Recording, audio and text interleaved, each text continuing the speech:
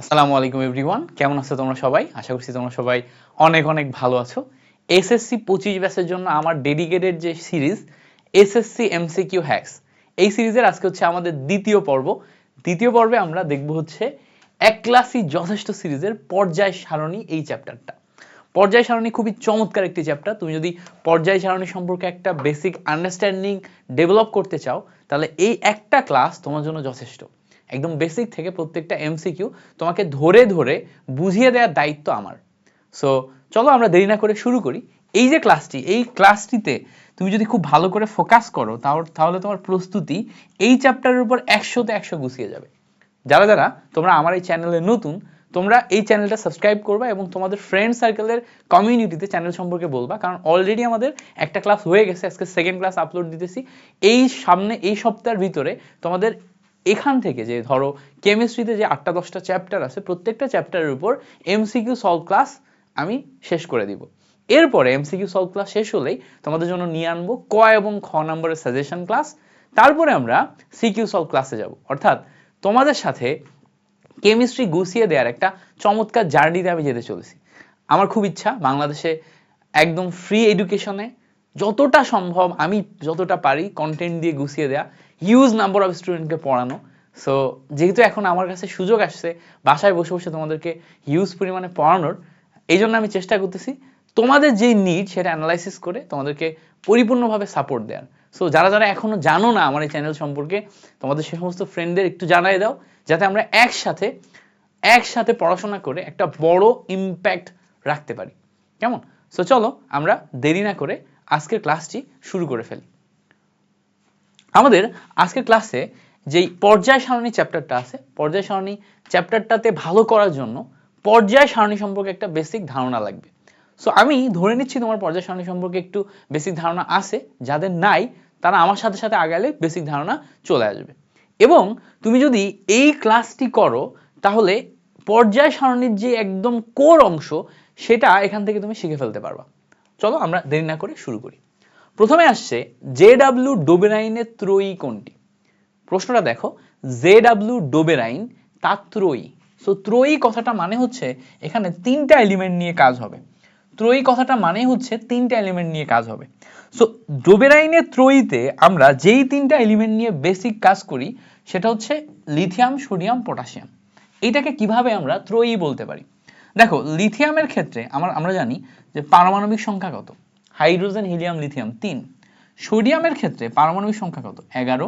এবং পটাশিয়ামের ক্ষেত্রে পারমাণবিক সংখ্যা কত, 19।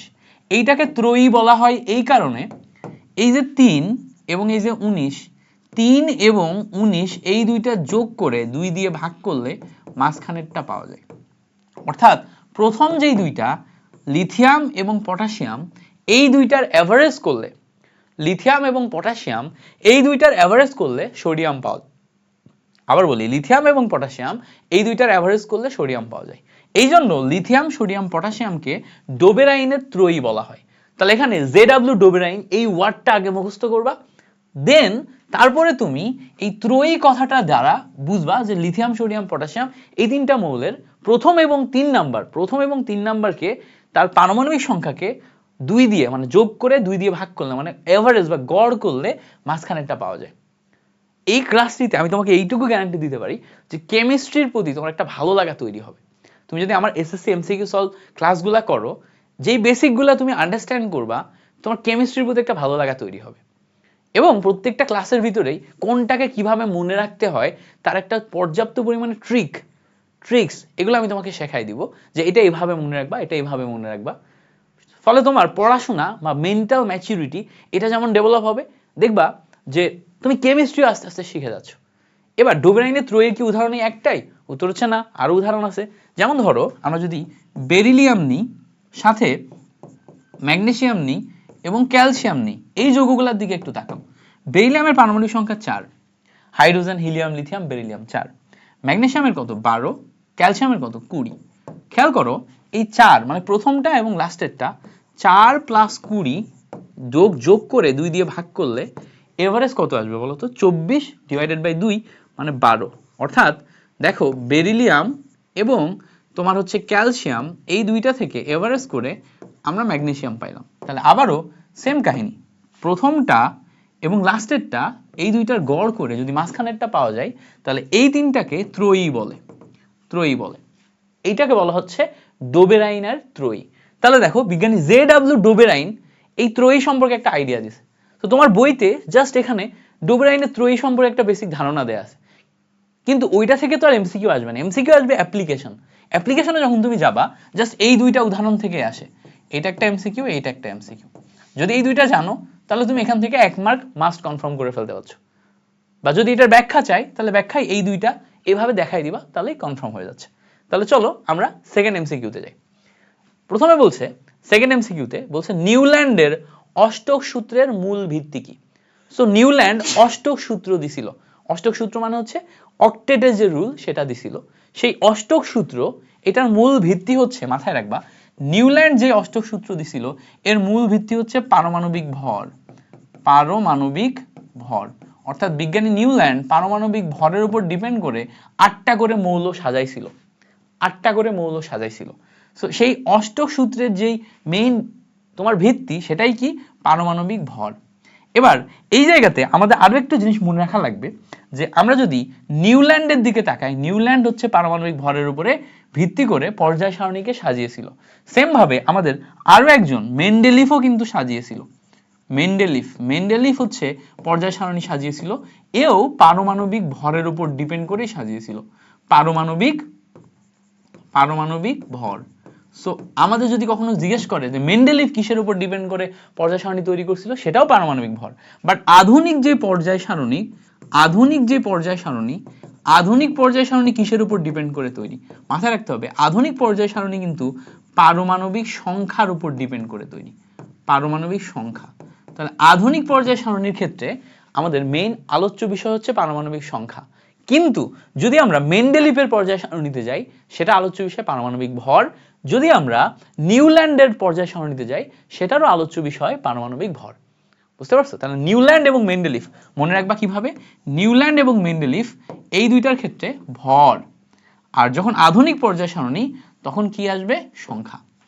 বুঝতে পারছো? তাহলে যেহেতু আমাদের এখানে নিউল্যান্ডের কথা বলছে তাহলে এইটা খ নাম্বার আসবে কারেক্ট আনসার। আগেরটা ছিল লিথিয়াম সোডিয়াম পটাশিয়াম, পরেরটা কি? পারমাণবিক ভর। দেখো যেই বেসিকটা শিখে আসলাম ওই বেসিকের উপর ডিপেন্ড করে এখন আরেকটা প্রশ্ন চলে আসছে। বলছে মেন্ডেলিফের পর্যায় সারণীর মূল ভিত্তি কি ছিল? মেন্ডেলিফের পর্যায় সারণীর মূল ভিত্তি কি ছিল? একটু আগে দেখে আসছি মেন্ডেলিফের পর্যায় সারণীর মূল ভিত্তি কি ছিল?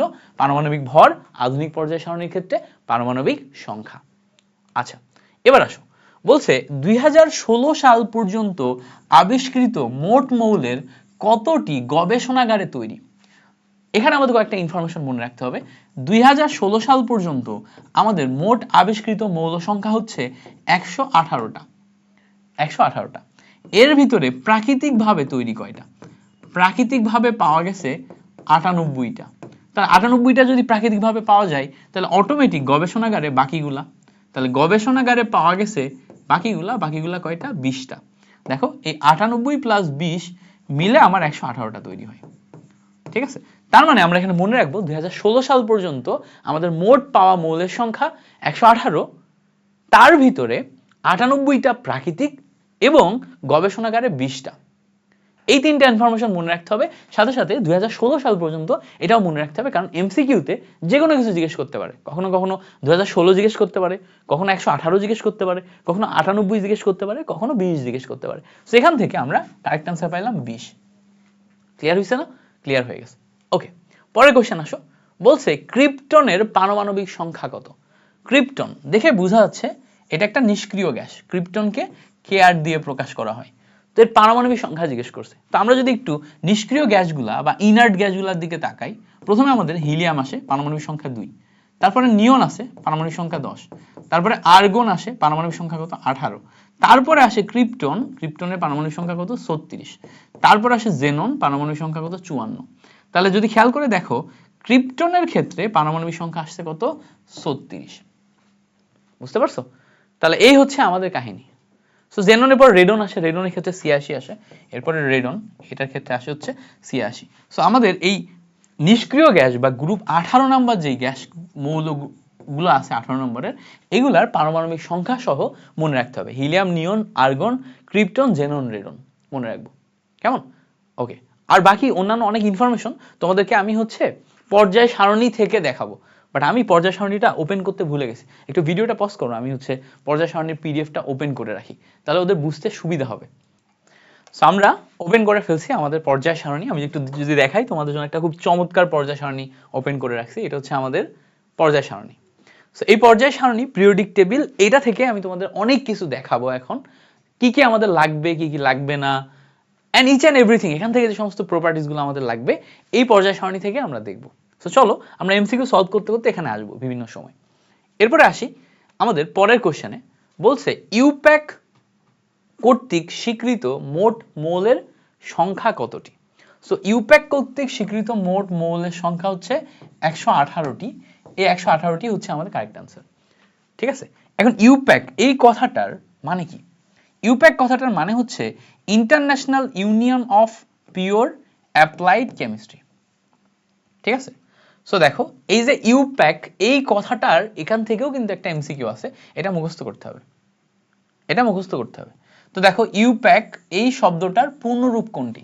তুমি যখন মেইন বই পড়বা, মেইন বইয়ের ভিতরে দেখবা এই প্রত্যেকটা জিনিস জাস্ট নর্মালি লেখা আছে, ওই নর্মালি লেখা কথাগুলোর ভিতর থেকেই এক একটা করে কিন্তু এমসিকিউ বের করে নিয়ে আসছে। সো তোমাকে যদি 100তে 100 মার্ক পেতে হয়, ওই নর্মাল কথাগুলো কি করতে হবে? আস্তে আস্তে মেমোরাইজ করা ট্রাই করতে হবে, বুঝতে পারছো? দেখো এই যে ইউপ্যাক কথাটা, international union of pure and applied chemistry, এই যে ফুল, খেয়াল করে দেখো এই জায়গায় অফ আছে আর এখানে ফর আছে, international union for pure and applied chemistry. তো তুমি যদি মুখস্থ না করো তাহলে তুমি অফ অ্যান্ড ফরের ভিতরে কিন্তু গুলাই ফেলবা, আর তুমি দাগানোর সময় যদি ফর দাগাও তাহলে কিন্তু ভুল হয়ে যাবে। তো তার মানে তুমি যখন এইগুলা পড়বা তখন তোমাকে খেয়াল করে পড়তে হবে। তো তুমি এখন তো একদম পরীক্ষা শেষের দিকে আসছো, এখন আর তো মেইন বই অত ভালো করে পড়বা না, তুমি এই ক্লাসটা ভালো করে করো এবং এই ক্লাসের যে পিডিএফ, সেই পিডিএফটা নিয়ে তুমি প্র্যাকটিস করো মোর দ্যান এনাফ। এখানে আমরা মোটামুটি 80টা এমসিকিউ সলভ করবো, টেস্ট পেপার থেকে নিয়ে 80টা এমসিকিউ। এই 80টা এমসিকিউ মোর দ্যান এনাফ তোমার ভালো করার জন্য। সো এই পিডিএফটা কিভাবে পাবা? আমাদের এখানে আমাদের একটা টেলিগ্রাম চ্যানেলের লিঙ্ক দেওয়া থাকবে, সেই চ্যানেলের ফাইল সেকশনে গেলে তুমি পাবা। সো ফাইল সেকশনে অনেক পিডিএফ যেহেতু আমরা আপলোড দিই, ওখান থেকে যদি তোমার অসুবিধা হয় আমরা একটা সাথে গুগল ড্রাইভও দিয়ে দিব, সেই গুগল ড্রাইভে গেলেও তুমি হচ্ছে যে সবগুলা গুগল ড্রাইভের লিঙ্ক দিয়ে দিব, ওই গুগল ড্রাইভের লিঙ্কে গেলেও তুমি সবগুলা পিডিএফ পেয়ে যাবা।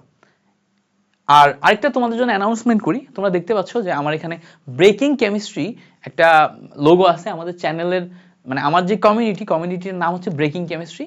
কেন ব্রেকিং কেমিস্ট্রি? কেমিস্ট্রিটাকে আমি খুব সিম্পলিফাইড ওয়েতে পড়ানোর চেষ্টা করি, যতটা সিম্পলিফাই করে পড়ানো যায়। তো আমাদের ব্রেকিং কেমিস্ট্রি ফেসবুক যে গ্রুপটা আছে ওখানে তুমি জয়েন করতে পারো, ওখানে জয়েন করবা, ওখানে তোমার কেমিস্ট্রি রিলেটেড প্রবলেমগুলো শেয়ার করবা। এখন যেমন হচ্ছে মূল পর্যায় সারণী কন্টেস্ট চলতেছে, periodic table contest. Periodic table কন্টেস্টের প্রাইজ মানি যে পিরিয়ডিক টেবিল সবচেয়ে সুন্দর করে 1 মিনিটের ভিতরে সবচেয়ে বেশি মৌল বলতে পারবে, সে কিন্তু 2000 টাকা প্রাইজ মানি পাবে, এবং টপ 5 মানুষ এই যে আমাদের হচ্ছে যে ব্রেকিং কেমিস্ট্রি টি শার্ট পাবে। সো আমাদের ওই জায়গাতে বিভিন্ন কন্টেস্ট হয়, মানে পড়াশোনা রিলেটেড এনকারেজিং অনেক কম্পিটিশন হয়, অনেক কন্টেস্ট হয়। সো ওই জায়গাতে যেতে পারো, বা তোমার কেমিস্ট্রি রিলেটেড অন্যান্য প্রবলেমগুলো ওখানে লিখতে পারো। আমি এবং আমার টিম সবসময় তোমাদেরকে হেল্প করার ট্রাই করে। সো ওই কমিউনিটিতে জয়েন করতে পারো, 10,000 মতো মেম্বার আমাদের অলরেডি আছে, তুমিও জয়েন করবা আমি আশা করি, ঠিক আছে? তো চলো পরে আসি। বলছে ত্রয়ীর সূত্রকে সমর্থন করে। সো আমরা একটু আগেই ত্রয়ীর সূত্র দেখে আসছিলাম, কার ত্রয়ী? জেডব্লিউ দ্রোবেরাইনের ত্রয়ী। এবং আমরা দেখছিলাম যে লিথিয়াম, সোডিয়াম, পটাশিয়াম এই তিনটা সমর্থন করে। এইটা 3, এটা 19, দুইটা মিলে আসে হচ্ছে আমার 11। বেরিলিয়ামের ক্ষেত্রে এটা 4, এটা কত? 20, দুইটা মিলে আসে হচ্ছে আমার 12। তাহলে দেখো এই যে দুইটা beryllium, magnesium, calcium, lithium, sodium, potassium, এই দুইটা ডোবেরাইনের ত্রয়ীকে সমর্থন করে। এইটা কি করে আমরা একটু দেখার চেষ্টা করি। দেখো কার্বনের ক্ষেত্রে 6, অক্সিজেনের ক্ষেত্রে কত আসে? 8, অক্সিজেন 8। তাহলে দেখো কার্বনের 6, অক্সিজেন 8, তাহলে 6 প্লাস 8 ডিভাইডেড বাই 2, ক্যালকুলেশন করলে দেখো 8 আর 6 14, 14 ডিভাইডেড বাই 2 মানে 7। তার মানে নাইট্রোজেন 7 না? তাহলে কিন্তু মিলে যাচ্ছে, অর্থাৎ কার্বন, নাইট্রোজেন, অক্সিজেনও কিন্তু ডোবেরাইনার যেই ত্রয়ী সেই ফর্মুলা অনুযায়ী আগাচ্ছে। তার মানে আমরা 3টা ত্রয়ী পাইলাম, একটা হচ্ছে beryllium, magnesium, calcium, carbon, nitrogen, oxygen, আর একটা হচ্ছে লিথিয়াম, সোডিয়াম, পটাশিয়াম। সো এই 3টা ত্রয়ী দেখো কার্বন, নাইট্রোজেন, অক্সিজেন 6, 8, 6, 8, 7, এই ত্রয়ীটাও আমরা এখান থেকে পেয়ে যাচ্ছি। তার মানে আমাদের কারেক্ট আনসার আসছে হচ্ছে ঘ নাম্বার, 3টে অপশনে। গ্রেট। পরে আসো বলছে পর্যায় সারণীতে কোন গ্রুপে সর্বাধিক মৌল রয়েছে। খুবই ইন্টারেস্টিং একটা কোশ্চেন, খুবই ইন্টারেস্টিং একটা কোশ্চেন, সর্বাধিক মৌল রয়েছে। এবার এখানে একটা খুব চমৎকার জিনিস হচ্ছে, জিজ্ঞেস করছে কোন গ্রুপে। দেখো পর্যায় সারণীতে আমাদের দুইটা জিনিস মাথায় রাখতে হবে, একটা হচ্ছে গ্রুপ, একটা হচ্ছে গ্রুপ, আর একটা হচ্ছে পর্যায়। দুইটা জিনিস মাথায় রাখতে হবে। গ্রুপ মানে হচ্ছে ভার্টিক্যাল লাইনগুলো হচ্ছে গ্রুপ, ভার্টিক্যাল লাইন এরকম খাড়া লাইনগুলো হচ্ছে এক একটা গ্রুপ। আর পর্যায় মানে হচ্ছে এই যে হরিজন্টাল লাইন, আর এর যে লাইন, এগুলো এক একটা পর্যায়। তাহলে ভার্টিক্যাল লাইন গ্রুপ আর হরিজন্টাল লাইন কি পর্যায়। সো আমরা যদি একটু পর্যায় সারণীর দিকে তাকাই, দেখো এই যে ভার্টিক্যাল লাইন পাচ্ছি না, ভার্টিক্যাল লাইন ওয়াই অ্যাক্সিস বরাবর, এটা গ্রুপ 1, এটা গ্রুপ 2, এটা গ্রুপ 3, গ্রুপ 4। এভাবে দেখো 1 থেকে 18 পর্যন্ত, খেয়াল করে দেখো 1 থেকে 18 পর্যন্ত, এই 1 থেকে এই 18 পর্যন্ত 18টা গ্রুপ আছে আমাদের। আর যদি আমরা পর্যায় দেখি তাহলে দেখো 1 থেকে 7 পর্যন্ত 7টা পর্যায় আছে। তাহলে এখানে আমরা একটা ইনফরমেশন শিখলাম যে আমাদের গ্রুপ হচ্ছে 18টা আর পর্যায় কয়টা 7টা। খেয়াল করো গ্রুপ হচ্ছে 18টা এবং পর্যায় কয়টা, গ্রুপ 18টা, পর্যায় কয়টা 7টা। এর ভিতরে কোন গ্রুপে মৌল সর্বাধিক। তাহলে এখানে আমাদের এমন একটা গ্রুপ খুঁজে বের করতে হবে যেই গ্রুপে মৌল সর্বাধিক। এই জায়গাতে যদি তুমি ভালো করে খেয়াল করো, দেখো এই জায়গাতে ভালো করে খেয়াল করলে দেখবা এই জায়গাতে এই দুইটা বড় বিল্ডিং, চিকনা লম্বা বিল্ডিং আছে। এখানে দেখো মাঝখানে এই অংশে আরেকটা বিল্ডিং আছে যেটা একটা ভেটে বা বাটুল বিল্ডিং। খেয়াল করে দেখো একটা বাটুল বিল্ডিং। আর এই জায়গায় দেখো আরেকটা বিল্ডিং আছে, এটা লম্বা প্লাস চওড়া। ঠিক আছে, তাহলে দেখো এখানে 3টা বিল্ডিং আছে না, 3টা বিল্ডিং। দেখো এটা একটা চিকনা লম্বা বিল্ডিং, এটা লম্বা প্লাস চওড়া বিল্ডিং, আর এটা দেখো ভেটে বাট চওড়া বিল্ডিং। 3টা বিল্ডিং আছে। এবার দেখো এই 3টা বিল্ডিং এর আবার একটা বেসমেন্ট দেয়া আছে, একটা বেসমেন্ট দেয়া আছে। এভাবে চিন্তা করো। এবার এই যে চিন্তাটা দেখলা না, এই যে দুইটা চিকনা বিল্ডিং কে বলা হচ্ছে এস ব্লক, এই বিল্ডিংটাকে বলা হচ্ছে পি ব্লক, মাঝখানের বিল্ডিংটাকে বলা হচ্ছে ডি ব্লক, আর শেষে যে অংশটা আছে এটাকে বলা হচ্ছে এফ ব্লক। 4টা ব্লকে ভাগ করা হয়। ব্লকগুলো অনেকটা বাড়ির মতো চিন্তা করো, যে হচ্ছে যে এই ব্লকে তোমার সমমনা সবাই থাকে। মানে ধরো যারা অনেক ধার্মিক টাইপের মানুষ তারা এস ব্লকে থাকে, যারা কম ধার্মিক টাইপের মানুষ তারা পি ব্লকে থাকে, যারা ধরো হচ্ছে একটু সেকুলার টাইপের মানুষ তারা ডি ব্লকে থাকে। এরকম মানে ধরো কমিউনিটি যেখানে একই টাইপের জিনিসপত্রগুলো এক জায়গাতে থাকবে। বুঝতে পারছো? সো এই হচ্ছে আমাদের 3 টাইপের মানুষের যে কমিউনিটি তারা, এবং এ ব্লকের আলাদা একটা কমিউনিটি আছে।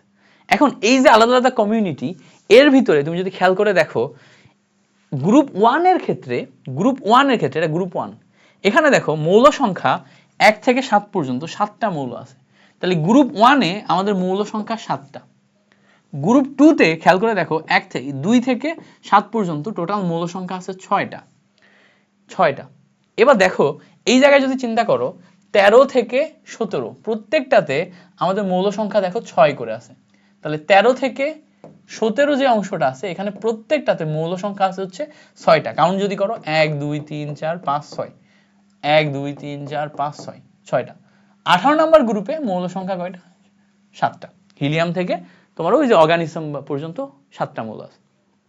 এবার খেয়াল করে দেখো এই যে 4 5 6 7 8 9 10 11 12 এই যে গ্রুপগুলো আছে, মানে 4 থেকে 12 নম্বর এই কয়টা গ্রুপ, প্রত্যেকটাতে 1 2 3 4টা করে গ্রুপ আছে, 4টা করে গ্রুপ। তার মানে এখানে 4টা করে মৌল আছে 4 থেকে 12 পর্যন্ত। তাহলে খেয়াল করে দেখো 1 নম্বরে 7টা, 2 নম্বরে 6টা, 13 থেকে 17 পর্যন্ত প্রত্যেকটাতে 6টা, 18 নম্বরে যে 7টা। বাট এই যে 3 নম্বর গ্রুপ এইটা একটু ব্যতিক্রম। 3 নম্বর গ্রুপটা ব্যতিক্রম কেন? দেখো এখানে তোমার হচ্ছে স্ক্যান্ডিয়াম আছে, ইট্রিয়াম আছে, তারপরে এখানে এই যে ল্যান্থানাইড যেই যৌগটা আছে এখানে দেখো খেয়াল করে দেখো ল্যান্থানাইডের ভিতর লেখা আছে 57 থেকে 71। অ্যাক্টিনাইডের ভিতরে দেখো লেখা আছে 89 থেকে 83। তার মানে এই নিচে যে ল্যান্থানাইড সিরিজটা আছে এর নিচে এখানে যে 15টা মৌল, এই পুরা 15টা মৌল এই জায়গায় বসে, এই একটা ঘরে বসে। অর্থাৎ এই এফ ব্লক যেটা, এফ ব্লক আসলে ল্যান্থানাইড এবং অ্যাক্টিনাইডের ভিতরে বসে। এটাকে আলাদা করে লেখা হয়েছে কারণ কি এরা এই 3 নাম্বার গ্রুপের বৈশিষ্ট্যর মতো আচরণ করে।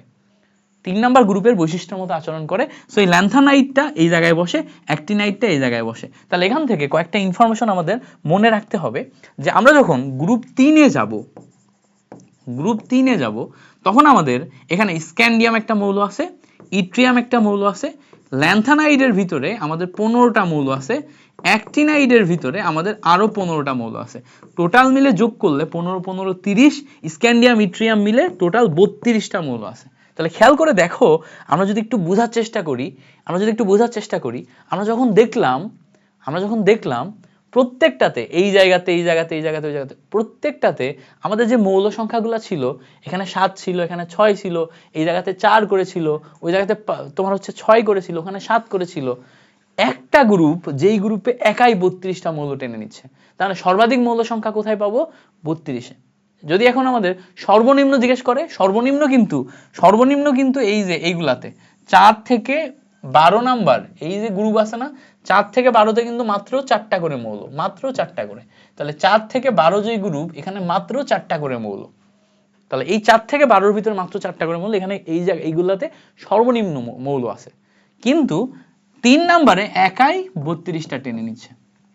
এবং এখানে মনে রাখার মতো আরেকটা ইনফরমেশন যেটা মাথায় রাখতে হবে, ল্যান্থানাইড শুরু হয় 57 থেকে কত বলতো? 71, 15টা, তাই না? অ্যাক্টিনাইড শুরু হয়, দেখো এই জায়গায় খেয়াল করো, ল্যান্থানাইড শুরু হচ্ছে 57 থেকে 71, অ্যাক্টিনাইড 89 থেকে 103। তাহলে দেখো অ্যাক্টিনাইড শুরু হয় 89 থেকে 103। এই যে ইনফরমেশনটা তোমাকে দিলাম, এটাও একটা এমসিকিউ। ল্যান্থানাইড কত থেকে কত, অ্যাক্টিনাইড কত থেকে কত। তাহলে ল্যান্থানাইড শুরু হয় 57 থেকে 71, অ্যাক্টিনাইড শুরু হয় 89 থেকে 103। তাহলে ল্যান্থানাইড সিরিজে 15টা মৌল 57 থেকে 71-এর ভিতরে, অ্যাক্টিনাইড তোমার কতর ভিতরে বলো তো? 89 থেকে 103। এবার আরেকটা জিনিস মনে রাখতে হবে, একটু এখানে খেয়াল করো, হাইড্রোজেন পর্যায় 1-এ আছে, লিথিয়াম পর্যায় 2, সোডিয়াম পর্যায় 3, পটাশিয়াম পর্যায় 4। সো হাইড্রোজেন থেকে ফ্রান্সিয়াম পর্যন্ত মুখস্থ করবা। এবার দেখো তুমি যখন পটাশিয়ামে আসছো, পটাশিয়াম 19, ক্যালসিয়াম 20, স্ক্যান্ডিয়াম 21, অর্থাৎ স্ক্যান্ডিয়াম নিয়ে যখন চিন্তা করবা, স্ক্যান্ডিয়াম কিন্তু পর্যায় 4-এ আছে, ইট্রিয়াম কিন্তু পর্যায় 5-এ আছে। তার মানে ল্যান্থানাইড সিরিজ পর্যায় 6-তে, অ্যাক্টিনাইড সিরিজ পর্যায় 7-এ আছে। তো আমাদের বিভিন্ন সময় প্রশ্ন করবে যে এই ল্যান্থানাইড সিরিজ কত নাম্বার পর্যায়ে আছে। তো এটা কিন্তু ল্যান্থানাইড সিরিজ নিয়ে যখন তুমি কাজ করবা, মাথায় রাখতে হবে এটা কিন্তু 6th পর্যায়ে বা 6th পিরিয়ডে আছে, ঠিক আছে? আর এ কিন্তু 7th পিরিয়ডে আছে, ঠিক আছে?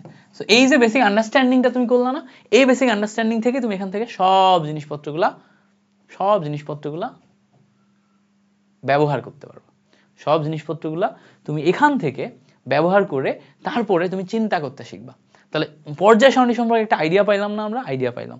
অ্যান্ড এখানে এই যে জিনিসটা, তাহলে পর্যায় সারণীর কোন গ্রুপে মৌল সংখ্যা সর্বাধিক, তাহলে এটা আমরা কোন গ্রুপ পাইছি? গ্রুপ 3-তে পাইছি।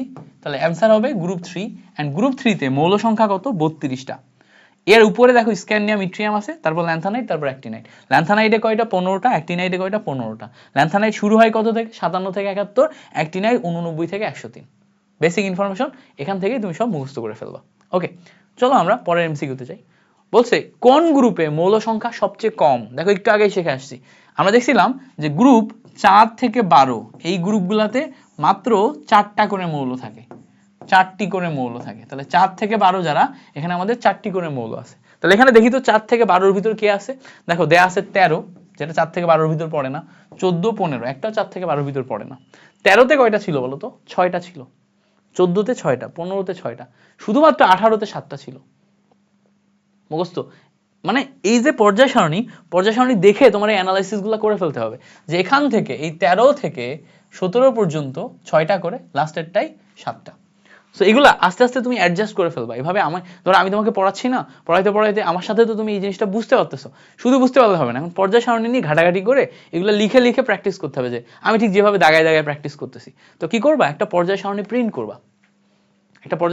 করে নিবা, বা 5-6টা কপি প্রিন্ট করবা, করে ওই পর্যায় সারণীর উপর ঠিক আমি যেভাবে মার্কিং করে লিখে দিচ্ছি না, এভাবে মার্কিং করে নিবা, নিয়ে ওই মার্কিং জিনিসপত্রগুলো ঠিক যেই সেন্সে মার্কিং করছো ওইটাকে বারবার দেখবা, প্রতিদিন বারবার দেখবা, তাহলে দেখবা জিনিসটা মুখস্থ হয়ে গেছে। তাহলে জিনিসটা মুখস্থ হবে দ্রুত, বা খাতায় রাফ তুমি একা একা পর্যায় সারণী বিল্ডিং ব্লক আকারে একা একা প্র্যাকটিস করবা, আঁকা ইনফরমেশন গুলো প্র্যাকটিস করবা, যে গ্রুপ 1 7টা মৌল, গ্রুপ 2 6টা মৌল, গ্রুপ 3 32টা, গ্রুপ 4 থেকে 12 4টা করে, 13 থেকে 17 6টা, লাস্টেরটা 18 নম্বর 7টা। এইভাবে লিখে লিখে ইমাজিনেশন, দেখো আমার মাথার ভিতরে টোটাল পর্যায় সারণীটা ইমাজিনেশন হয়ে যাচ্ছে, আমি কল্পনা করতে পারতেছি। তো তোমার ভিতরে ওই কল্পনাটা করতে পারা চাই, তাহলে তোমার ভিতরে অ্যাডজাস্টমেন্টটা ভালো হবে, আর পর্যায় সারণী থেকে যত প্রশ্ন আসবে সব তুমি পারবা। ওকে, সো চলো আমরা হচ্ছে যে চলে আসি, তাহলে এখানে আমাদের আনসার আসবে কত 12। ওকে, বলছে দ্বিতীয় পর্যায়ের সর্বশেষ মৌল কোনটি? দ্বিতীয় পর্যায়ে তার সর্বশেষ মৌল, দেখো এখানে গ্রুপ কিন্তু বলে নাই, পর্যায় বলছে, পর্যায় বলছে। সো আমরা যদি দেখি প্রথম পর্যায়ে আমাদের হাইড্রোজেন, তারপরে এই সাইডে থাকে হচ্ছে হিলিয়াম, দ্বিতীয় পর্যায়ে আমাদের থাকে হচ্ছে লিথিয়াম। লিথিয়াম কি? লিথিয়াম হচ্ছে আমাদের 3 নাম্বার মৌল। এরপরে থাকে 4 নাম্বার মৌলে বেরিলিয়াম, তারপরে 5-এ থাকে আমাদের বোরন, তাই না? তো এইভাবে আমরা একদম কোন পর্যন্ত যাই? দ্বিতীয় পর্যায়ে আমরা হচ্ছে নিয়ন পর্যন্ত যাই। তাহলে দেখো তো দ্বিতীয় পর্যায়ে সর্বশেষ মৌলকে নিয়ন। এখন যদি আমরা এটাই পর্যায় সারণীর সাথে একটু মিলায় দেখি, এইটা ছিল হচ্ছে আমাদের প্রথম পর্যায়, দেখো এটা ছিল হচ্ছে আমাদের প্রথম পর্যায় হাইড্রোজেন হিলিয়াম। এখান থেকে আমাদের দ্বিতীয় পর্যায় শুরু হলো lithium beryllium. So lithium beryllium group 1 group 2 তে গেল। এরপরে মাঝখানে খেয়াল করে দেখো দ্বিতীয় এবং তৃতীয় পর্যায়ে এই মাঝখানে বিল্ডিং কিন্তু ফাঁকা, এই জন্যই কিন্তু এটা চ্যাপ্টা হয়েছে। সো দ্বিতীয় এবং তৃতীয় পর্যায়ে মাঝখানে এই অংশের মৌল নাই, এই অংশটাকে গ্রুপ 3 থেকে 12কে আমরা ডি ব্লক বলি। সো এই 3 থেকে 12 গ্রুপের ভিতরে দেখো দ্বিতীয় এবং তৃতীয় পর্যায়ে কোনো মৌল নাই, দ্বিতীয় এবং তৃতীয় পর্যায়ে মৌল নাই। দ্বিতীয় পর্যায়ে দেখো পরে শুরু হয়েছে বোরন থেকে 5, কার্বন, নাইট্রোজেন, অক্সিজেন, ফ্লোরিন, নিয়ন। তাহলে দ্বিতীয় পর্যায়ে সর্বশেষ মৌল দেখো আমি এখানে লিথিয়াম থেকে ওই নিয়নে চলে যাচ্ছি। তাহলে নিয়ন কি? নিয়ন হচ্ছে 10 নাম্বার, যেটা একটা নিষ্ক্রিয় গ্যাস। তাহলে এখানে আমাদের খেয়াল করার বিষয় কি? খেয়াল করার বিষয় হচ্ছে পর্যায়টা, খেয়াল করার বিষয় হচ্ছে পর্যায়। এখানে কিন্তু আমাদের গ্রুপ বলেনি, এখানে আমাদের বলছে কি পিরিয়ড বলছে, পিরিয়ড বা পর্যায়, গ্রুপ বলেনি। তাহলে পর্যায় বললে দ্বিতীয় পর্যায়ে গেলে আমরা প্রথম পর্যায়ে হাইড্রোজেন হিলিয়াম চিন্তা করব, দ্বিতীয় পর্যায়ে lithium beryllium boron carbon nitrogen oxygen fluorine নিয়নে চলে যাব। সো নিয়ন হচ্ছে আমাদের সর্বশেষ মৌল। খেয়াল করছো? এইভাবে পর্যায় সারণীর সাথে আস্তে আস্তে তোমার অ্যাডজাস্টমেন্টটা করতে হবে। ওকে, চলো পরে আসি। বলছে পর্যায় সারণীতে খাড়া স্তম্ভ কতটি? খাড়া স্তম্ভ মানে এরকম, তাহলে আমি বলছিলাম খাড়া স্তম্ভ মানে গ্রুপ, আমি আগেই লিখে দিছি গ্রুপ সংখ্যা হচ্ছে খাড়া স্তম্ভ কয়টা? গ্রুপ সংখ্যা হচ্ছে 18টা। আর এই আরে স্তম্ভ মানে আরে হরিজন্টাল লাইন কতগুলো আছে? 7টা। এই 7টা হচ্ছে আমাদের পর্যায়। তাহলে খাড়া স্তম্ভ 18টা, গ নাম্বার হচ্ছে আমাদের কারেক্ট আনসার। পরে আসো, বলছে মেন্ডেলিফের পর্যায় সারণীতে কতটি আনুভূমিক সারি ছিল? আমরা মেন্ডেলিফের পর্যায় সারণীতে যাব। মেন্ডেলিফের পর্যায় সারণী এটা একটু ব্যতিক্রম টাইপের পর্যায় সারণী ছিল। আনুভূমিক সারি মানে এরকম লাইন, এরকম লাইন। সো মেন্ডেলিফের পর্যায় সারণীতে এরকম আনুভূমিক লাইন ছিল আমাদের টোটাল 12টা। আনুভূমিক লাইন ছিল কয়টা? 12টা। আর মেন্ডেলিফের পর্যায় সারণীতে আমাদের ভার্টিক্যাল লাইন এরকম লাইন ছিল হচ্ছে 8টা। তো এরকম লাইন ছিল 1 2 3 ডট ডট 8টা। তাহলে খেয়াল করো মেন্ডেলিফের পর্যায় সারণীতে এরকম আনুভূমিক লাইন ছিল হচ্ছে 12টা, আর ভার্টিক্যাল লাইন ছিল 8টা। এবং মেন্ডেলিফের পর্যায় সারণীতে টোটাল মৌল সংখ্যা ছিল হচ্ছে 63টা। তাহলে একটু মাথায় রাখতে হবে 3টা নাম্বার, মেন্ডেলিফের পর্যায় সারণীর বেসিক নাম্বার 3টা, 12টা তোমার আনুভূমিক লাইন, 8টা ভার্টিক্যাল লাইন, আর 63টা মৌল। এই কয়েকটা ইনফরমেশন মনে রাখলে মেন্ডেলিফ কভার। জাস্ট 3টা ইনফরমেশন, 12 8 এন্ড 63, 12 8 এন্ড 63। তাহলে মেন্ডেলিফের পর্যায় সারণী যখনই জিজ্ঞেস করবে তখন আমরা কি লিখবো? আমাদের 12 8 এবং 63, মানে খাড়া যেই ভার্টিক্যাল লাইন এটা হচ্ছে 8, হরিজন্টাল লাইন 12, এবং টোটাল মৌল সংখ্যা কত? টোটাল মৌল সংখ্যা হচ্ছে 63। ক্লিয়ার? তাহলে এখানে আমাদের জিজ্ঞেস করছে পর্যায় সারণী কতটি আনুভূমিক, মানে হরিজন্টাল লাইন কত হবে? 12 হবে আনসার। ক্লিয়ার হয়েছে? আশা করি এই ব্যাপারটা ক্লিয়ার হয়ে গেছে। এবার বলছে দেখো পর্যায় সারণীর গ্রুপ 18তে কয়টি মৌল আছে? আমরা একটু আগে দেখে আসছি গ্রুপ 18তে আমরা শুরু করি হচ্ছে হিলিয়াম দিয়ে, হিলিয়াম, তারপরে নিয়ন, আর্গন, তারপর হচ্ছে ক্রিপ্টন, তারপর হচ্ছে জেনন, তারপর রেডন। এভাবে আমরা টোটাল মৌল সংখ্যা পাই হচ্ছে 7টা। 1 2 3 4 5 6, আরেকটা অর্গানেসন না কি যেন একটা আছে। টোটাল মিলে আমরা মৌল সংখ্যা পাই কয়টা? 7টা।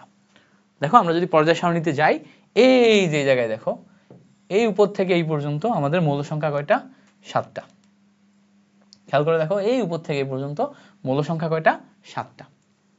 ক্লিয়ার হয়েছে? ওকে, দ্যাটস ইট। ওখানে আমাদের 7টা মৌল আছে।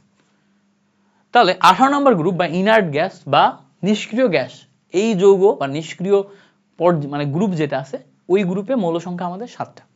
ওকে, এবার বলছে দেখো নিচের কোনটি অবস্থানান্তর মৌল নয়। এখানে আমাদের কিছু ইন্টারমিডিয়েট, অবস্থানান্তর কথাটা ইন্টারমিডিয়েটের কথা, তোমাদের এসএসসির কথা না, বাট প্রশ্নে চলে আসে। অবস্থানান্তর মানে হচ্ছে যারা অবস্থার পরিবর্তন করতে পারে। কথাটা লিখে নাও, যারা অবস্থার পরিবর্তন করতে পারে, ঠিক আছে। এবং যেই সমস্ত মৌলগুলার ইলেকট্রন বিন্যাস ডি অরবিটালে হয়, ইলেকট্রন বিন্যাস করলে সর্বশেষ ইলেকট্রনটি ডি অরবিটালে প্রবেশ করে, তারাই হচ্ছে অবস্থানান্তর মৌল হতে পারে। এবং ডি এর ইলেকট্রন 1 থেকে 9টা হতে হয়। অবস্থানান্তরের জন্য ডি এর ইলেকট্রন 1 থেকে 9টা হতে হয়। অবস্থানান্তর মৌলের একটা সংজ্ঞা আছে, সংজ্ঞাটা এরকম, যে সমস্ত সুস্থিত আয়নের ইলেকট্রন বিন্যাস করলে ডি অরবিটালে 1 থেকে 9 পর্যন্ত ইলেকট্রন থাকে, তাদেরকে অবস্থানান্তর মৌল বলে। সো এই যে আমরা একটা কথা বললাম, এই অবস্থানান্তর মৌলের সংজ্ঞার ভিতর থেকে আমরা একটা জিনিস জানতে পারি যে D0 কখনো অবস্থানান্তর হয় না, D10 কখনো অবস্থানান্তর হয় না, D1 থেকে 9 অবস্থানান্তর হয়। তো সেই হিসাবে হিসাব করলে দেখো আমাদের ডি ব্লক মৌলের দিকে যদি আমরা একটু তাকাই, খেয়াল করো, ডি ব্লক মৌল কারা? এই 3 থেকে 12 পর্যন্ত আমাদের ডি ব্লক মৌল, এই 3 থেকে 12 পর্যন্ত, এই 3 থেকে 12, এই যে 10টা গ্রুপ, এইগুলা সব ডি ব্লক মৌল। সো হিসাব অনুযায়ী এদের সবার অবস্থানান্তর হওয়ার কথা। তো তোমাকে আমি এইটুকু গ্যারান্টি দিচ্ছি যে এর ভিতরে এত মৌল কোনোটাই তোমার পরীক্ষায় আসবে না। পরীক্ষায় আসবে খালি স্ক্যান্ডিয়াম থেকে জিঙ্ক পর্যন্ত এই 10টা, স্ক্যান্ডিয়াম থেকে জিঙ্ক পর্যন্ত এই 10টা। তো মুখস্থ করবা scandium, titanium, vanadium, chromium, manganese, iron, cobalt, nickel, copper, zinc, এই 10টা মুখস্থ করবা। সো এই 10টা যদি মুখস্থ করো, আলাদা করে লিখে নাও। দেখো scandium, titanium, vanadium, chromium, manganese, iron, cobalt, তোমার নিকেল, তারপরে কপার, জিঙ্ক, এই 10টা লিখে নিলাম। এই 10টার ভিতরে খেয়াল করো, এইটার ইলেকট্রন বিন্যাস করলে, সুস্থিত আয়ন ইলেকট্রন বিন্যাস করলে D0 হয়, আর এইটার করলে D10 হয়। সো এই দুইটা আমাদের অবস্থানান্তর মৌল নয়। তাহলে অবস্থানান্তর কারা? এই যে মাঝখানের এই অংশটা আছে না, এই অংশটা অবস্থানান্তর। সো অবস্থানান্তর মানে যারা অবস্থার পরিবর্তন করতে পারে, যাদের ডি অরবিটাল ইলেকট্রন থাকে 1 থেকে 9টা। এবং তুমি যেহেতু এই ধরনের বেসিক তোমার লেভেলে শেখানো হয় না, তাহলে এত কথা যদি মনে না রাখো, তাহলে শুধু এইটুকু মনে রাখবা যে স্ক্যান্ডিয়ামের পর থেকে জিঙ্কের আগ পর্যন্ত মাঝখানে যে মৌল কয়টা, এর অবস্থানান্তর। সোজা কথা, এই লাইনটা মনে রাখবা, স্ক্যান্ডিয়ামের পর থেকে জিঙ্কের আগ পর্যন্ত মাঝখানে যে মৌল কয়টা আছে, এর অবস্থানান্তর। অর্থাৎ টাইটানিয়াম অবস্থানান্তর, ভ্যানাডিয়াম অবস্থানান্তর, ক্রোমিয়াম অবস্থানান্তর, ম্যাঙ্গানিজ অবস্থানান্তর, আয়রন অবস্থানান্তর, কোবাল্ট, নিকেল, কপার অবস্থানান্তর। তো এর ভিতর থেকে খেয়াল করে দেখো কে আছে? নিকেলও আছে, অবস্থানান্তর মৌল, কপারও আছে, অবস্থানান্তর মৌল, তাই না? এবার এখানে খেয়াল করো, এই যে এটা Mn হবে, এটা ম্যাঙ্গানিজ আছে, ম্যাঙ্গানিজও অবস্থানান্তর। তার মানে একমাত্র আর্সেনিক যৌগটা এর ভিতরে নাই। যেহেতু আর্সেনিক যৌগটা এই রেঞ্জে নাই, তাহলে আর্সেনিক এখানে আমাদের অবস্থানান্তর মৌল নয়। তাহলে অবস্থানান্তরের লিস্ট কি হবে? এইটা থেকে এইটা পর্যন্ত এই কয়টা হবে আমাদের অবস্থানান্তর, এটা মনে রাখতে হবে। ক্লিয়ার হয়েছে না? আশা করি এই ব্যাপারটা ক্লিয়ার হয়ে গেছে। এবার আসো, বলছে অ্যাক্টিনাইড সিরিজের মৌলের সংখ্যা কত? ওই যে দেখাইছিলাম গ্রুপ 3 এখানে আমাদের টোটাল 32টা মৌল থাকে। স্ক্যান্ডিয়াম, ইট্রিয়াম, তারপরে ল্যান্থানাইড সিরিজ, তারপরে অ্যাক্টিনাইড সিরিজ। ল্যান্থানাইড সিরিজে 15টা থাকে, অ্যাক্টিনাইড সিরিজে 15টা থাকে। তাহলে এখানে সিরিজে মৌল সংখ্যা কত? ল্যান্থানাইড সিরিজে 15টা। আরও মুখস্থ করাইছিলাম, ল্যান্থানাইড কত থেকে কত বলো তো? 57 থেকে 71, তাই না? মুখস্থ করাইছিলাম। আর অ্যাক্টিনাইড কত থেকে কত বলো? কত থেকে কত? অ্যাক্টিনাইড কত থেকে কত? একটা হচ্ছে 57 থেকে একটা হচ্ছে আমাদের 71, আর অ্যাক্টিনাইড হচ্ছে 89 থেকে 103। মুখস্থ করাইছিলাম। সো এই ইনফরমেশনগুলো আমাদের মনে রাখতে হবে। 57 থেকে 71, 89 থেকে 103, এই প্রত্যেকটা ইনফরমেশন এমসিকিউতে লাগবে। ইভেন স্ক্যান্ডিয়ামের নিচে ইট্রিয়াম বলে একটা মৌল আছে 39, এইটাও লাগবে। স্ক্যান্ডিয়ামের শেষে নিচে ইট্রিয়াম 39 একটা মৌল আছে, দ্যাট ইজ ইম্পর্টেন্ট, লাগবে, মাথায় রেখো। পরে আসো, বলছে অ্যাক্টিনাইড সারির মৌলসমূহের পারমাণবিক সংখ্যা হলো, এই একটু আগে দেখে আসছি, অ্যাক্টিনাইড মানে এসি।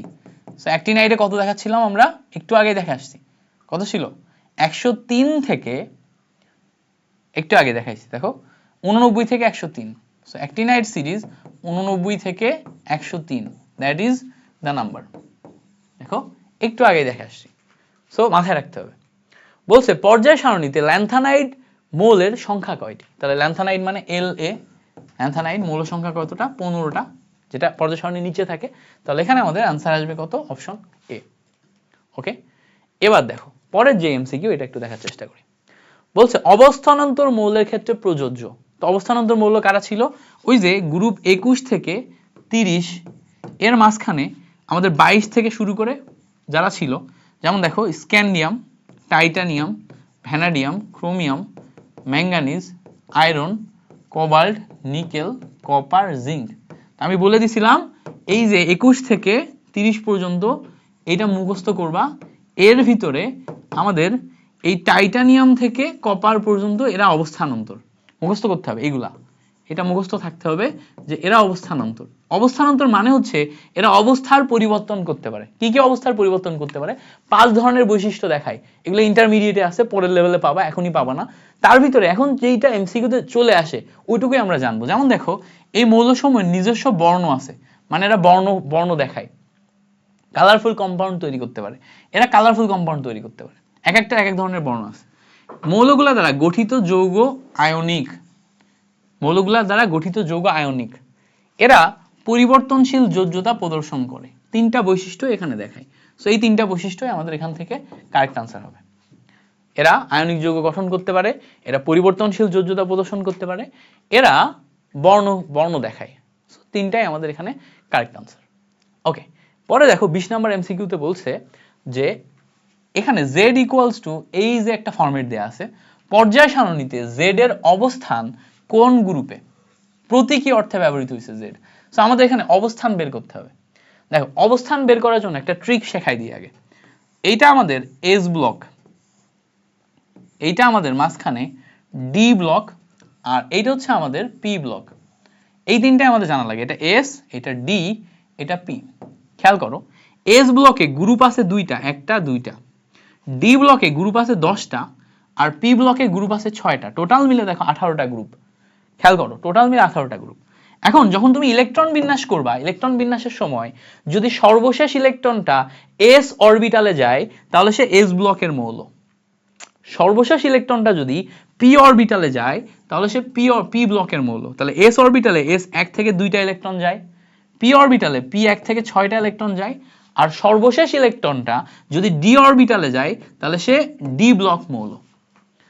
এবার সবসময় খেয়াল করে দেখবা তুমি যখন ইলেকট্রন বিন্যাস করো তখন 1s2 2s2 2p6 এভাবে লিখো না, s এর পরে ইলেকট্রন p তে যায়, s এর পরে ইলেকট্রন কিসে যায়, p তে যায়, তারপরে d তে যায়। তার মানে কাউন্টের সময় s এর পরে p তে যাবে, তারপর d তে যাবে, s এর পরে p তে যাবে, তারপর d তে যাবে। এখন যখন তুমি p ব্লক মৌল দিয়ে তুমি অবস্থান নির্ণয় করতে যাচ্ছ তাহলে তো হইতেছে না। দেখো যেহেতু s আগে যায়, খেয়াল করো যেহেতু s আগে যায়, তো যখনই তুমি s ব্লকে ইলেকট্রন পাবা তখন s এর উপরে একটা ইলেকট্রন থাকলে গ্রুপ নাম্বার 1, s এর উপর 2টা ইলেকট্রন থাকলে গ্রুপ নাম্বার 2, দেখেই বলে দেওয়া যাচ্ছে।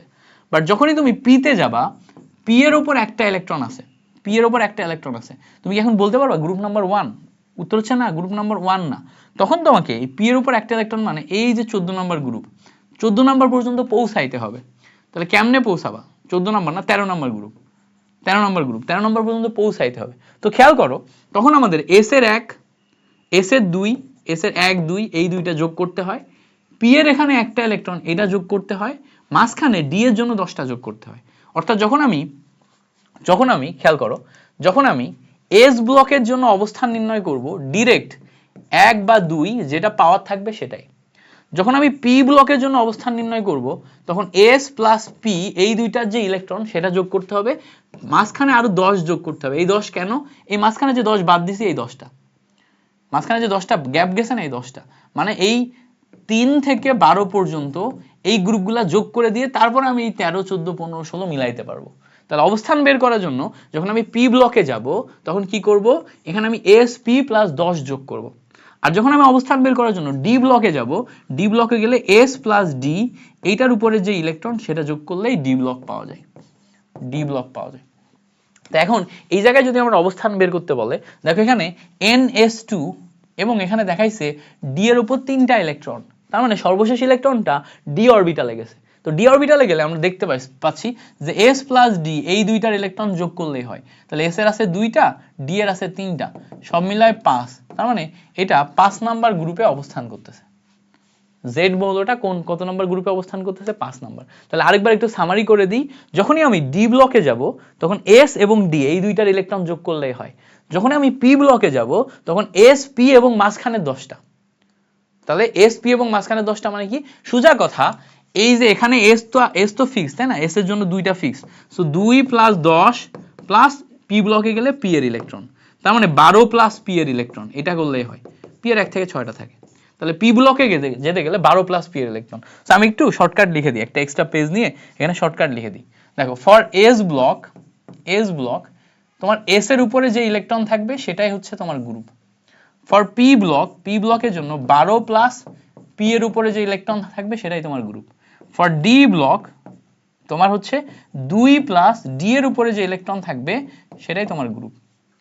বুঝতে পারছো? এটা হচ্ছে শর্টকাট, আগে এটা বুঝতে হয় তারপরে শর্টকাটটা মনে থাকে, নাহলে মনে থাকে না। তাহলে এসপিডি, বুঝতে পারছো? তাহলে পি এর জন্য 12 প্লাস পি 1 থেকে 6, ডি এর জন্য 2 প্লাস ডি 1 থেকে 10, আর এস এর জন্য জাস্ট বেসিক 1 থেকে 2। ওকে গ্রেট, এই পর্যন্ত আমাদের ক্লিয়ার। এবার আসো, বলছে এ মৌলের সর্বশেষ কক্ষপথের ইলেকট্রন বিন্যাস এই জায়গায় দেয়া আছে।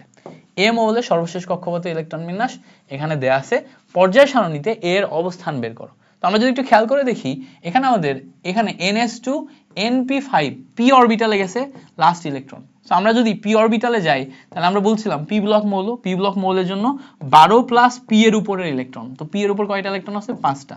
তাহলে দেখো 12 প্লাস পি এর উপরের 5 ইলেকট্রন, টোটাল মিলে 17। তার মানে আমরা যদি একটু খেয়াল করে দেখি, n এর ভ্যালু যেহেতু 3, তাহলে এটা তৃতীয় পর্যায়, n সবসময় পর্যায় নির্দেশ করে, তাহলে তৃতীয় পর্যায়ে 17 নম্বর গ্রুপ। তাহলে দেখো তৃতীয় পর্যায়ের 17 নম্বর গ্রুপ, অপশন সি হচ্ছে আমাদের এখানকার কারেক্ট আনসার। তৃতীয় পর্যায়ে 17 নম্বর গ্রুপ। বুঝতে পারছো জিনিসটা? এভাবে আমাদের এটাকে আইডেন্টিফাই করতে হয়। এবার বলছে দেখো, একটি মৌলের ইলেকট্রন বিন্যাস করে আমি এত পাইছি, এটা কোন গ্রুপের মৌল? তাহলে ইলেকট্রন বিন্যাসটা আগে একটু খেয়াল করি। 1s2 2s2 2p6 3s2 3p6, এই পর্যন্ত আমাদের 18টা ইলেকট্রন গেল। 3p6 এর পরে আমরা জানি যে 4s ইলেকট্রন যায়, 4s এ গেছে, তারপরে 3d তে যায়, আচ্ছা 3d তে গেছে, এরপর 4p তে যাবে, 4p এর পরে 5s এ যায়, তারপরে 4d তে যায়, অর্থাৎ 5s এ গেছে, তারপরে 4d তে গেছে। এখন বলো, যদি ডি অরবিটালে ইলেকট্রন যায় তাহলে কি হয়? ডি অরবিটালে ইলেকট্রন গেলে আমরা জানি যে ডি অরবিটালে ইলেকট্রন গেলে 2 প্লাস ডি এর যে ইলেকট্রন 1 থেকে 10, সেইটা আসে হচ্ছে আমাদের বেসিক গ্রুপ। তাহলে গ্রুপ যদি খুঁজতে হয় তাহলে 2 প্লাস ডি এর 1 থেকে 10, তাহলে 2 আমরা নিলাম। ডি অরবিটালে দেখো ইলেকট্রন আছে কয়টা? 10টা, তাহলে সব মিলায় আসবে হচ্ছে আমার 12। তার মানে এখানে গ্রুপ হবে কত? 12 নাম্বার গ্রুপ। বুঝতে পারছো? ডি তে যদি এখানে 4d তে যদি 6টা ইলেকট্রন থাকতো তাহলে কি হইতো?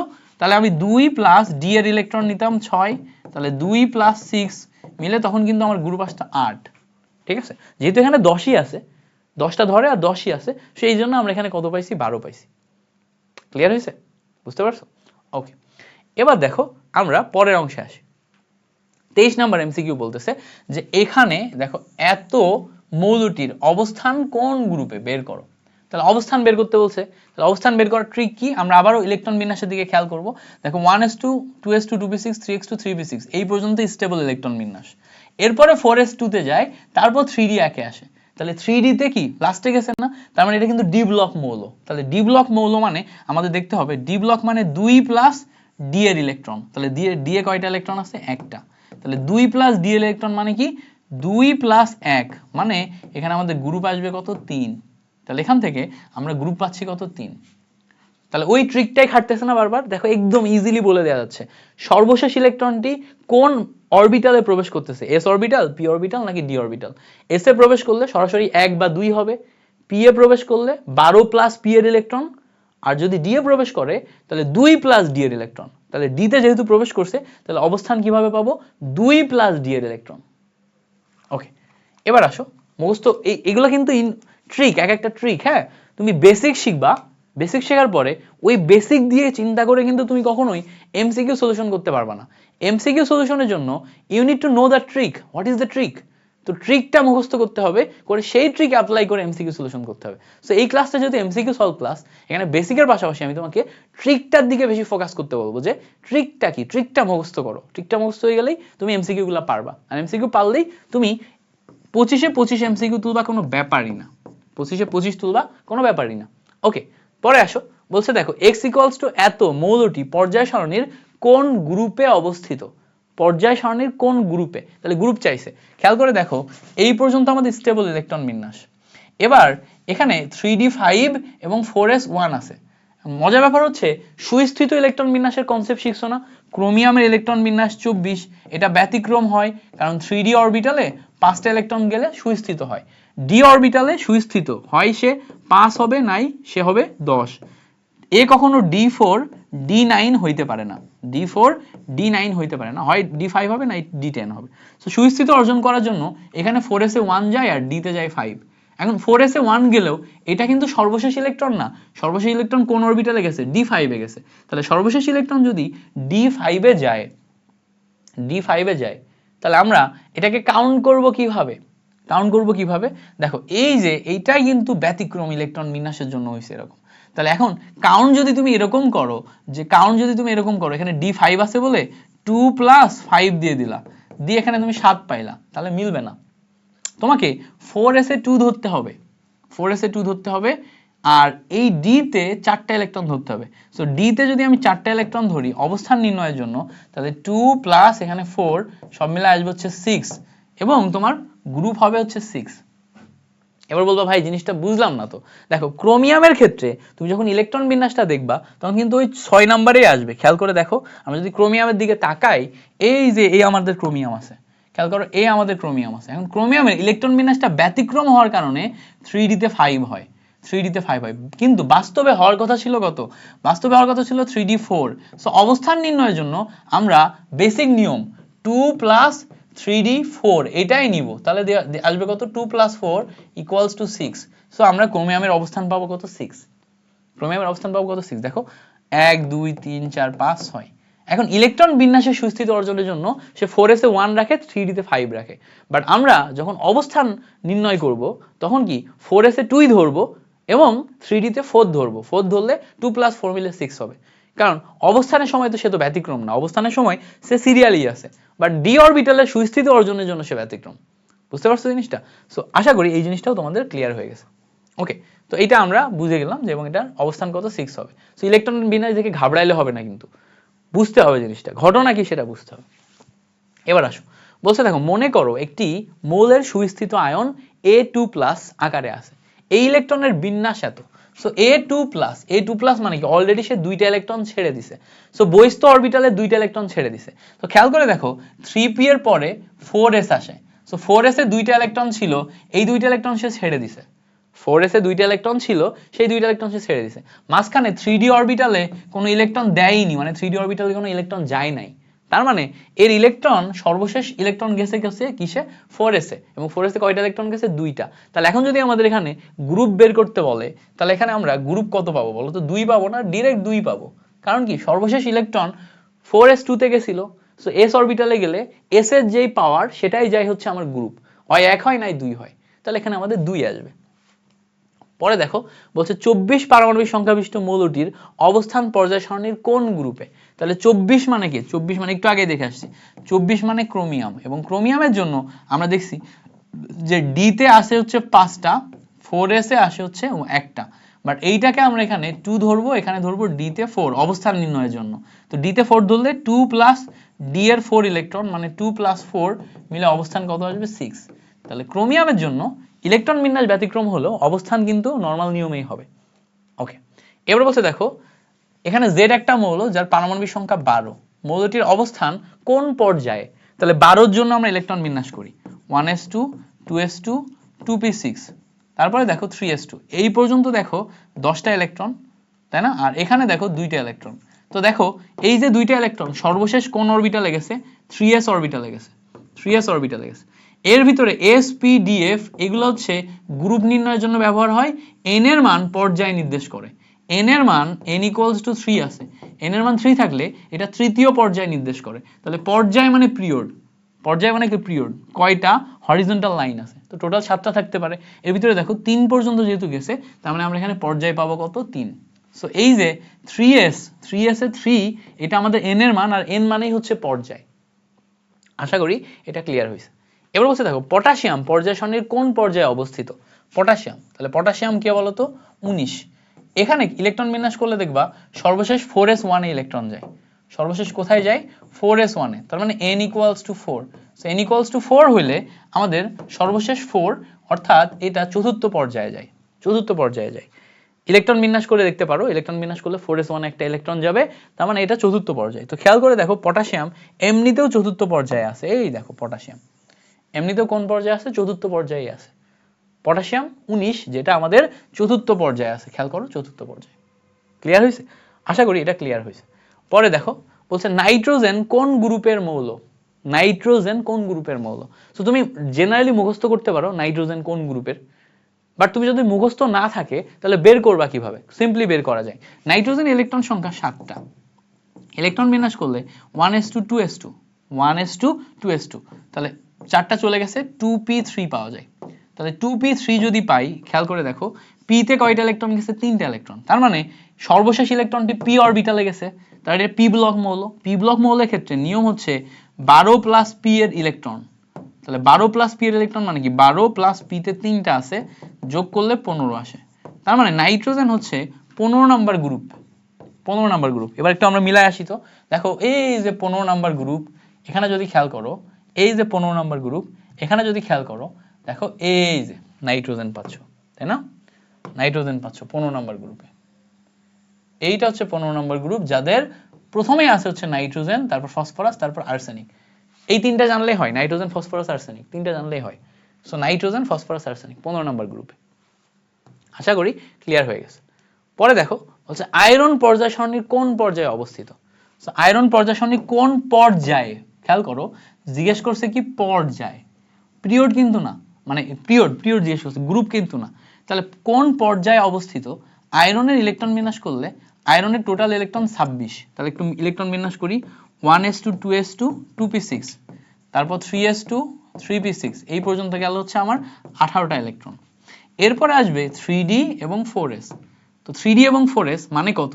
খেয়াল করো আয়রনের জন্য 18-র পরে এখানে আমি 2টা দিলাম, তাহলে 20 হলো। 26 হইতে গেলে এখানে আমাদের 3d তে 6 যাবে। তাহলে দেখো সর্বশেষ ইলেকট্রনটি 3d তে গেলেও আমরা কিন্তু 4s এ উঠে গেছি।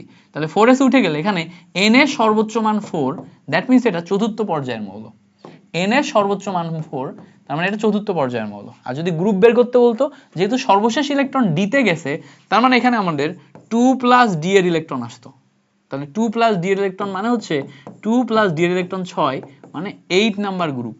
তো খেয়াল করে দেখো আমরা যদি মিলাই, আয়রন হচ্ছে এই যৌগটা, আয়রন হচ্ছে এই যৌগটা। খেয়াল করো চতুর্থ পর্যায় 8 নাম্বার গ্রুপ। খেয়াল করো পর্যায় দেখছি চতুর্থ, গ্রুপ নাম্বার কত? 8। তাহলে 8ও মিলাইছি, 4ও মিলাইছি, 8ও মিলছে, 4ও মিলছে। গ্রেট, আমরা অনেক চমৎকার কেমিস্ট্রি পারি, শিখে ফেলছি। চলো আমরা এখন পরেরটা দেখি। পরে বলছে নিকেল পর্যায় সারণীর কোন গ্রুপে অবস্থিত? নিকেল পর্যায় সারণী কোন গ্রুপে অবস্থিত? তো নিকেলের ক্ষেত্রে আমাদের পারমাণবিক সংখ্যা কত? 26। তো আমরা যদি একটু কাউন্ট করি, 26 পর্যন্ত কাউন্ট করি, প্রথমে আর্গনের 18টা ইলেকট্রন যাবে, আর্গনের 18টা, তারপর 3d এবং পরে আসবে 4s। সো খেয়াল করে দেখো 4s এ গেল 2টা ইলেকট্রন, তাহলে 18 20 20, আয়রন 26, নিকেল কত? নিকেল হচ্ছে 28, ভুল বলতেছি, দেখো নিকেল হচ্ছে 28, আয়রন 26, নিকেল 28, তাহলে এখানে 28 হবে, 28। তাহলে খেয়াল করো 18 আর 2 কত গেল? 20। তাহলে এখন 8টা বাকি আছে, তাহলে 3d 8 হয় না? 3d 8 হয়।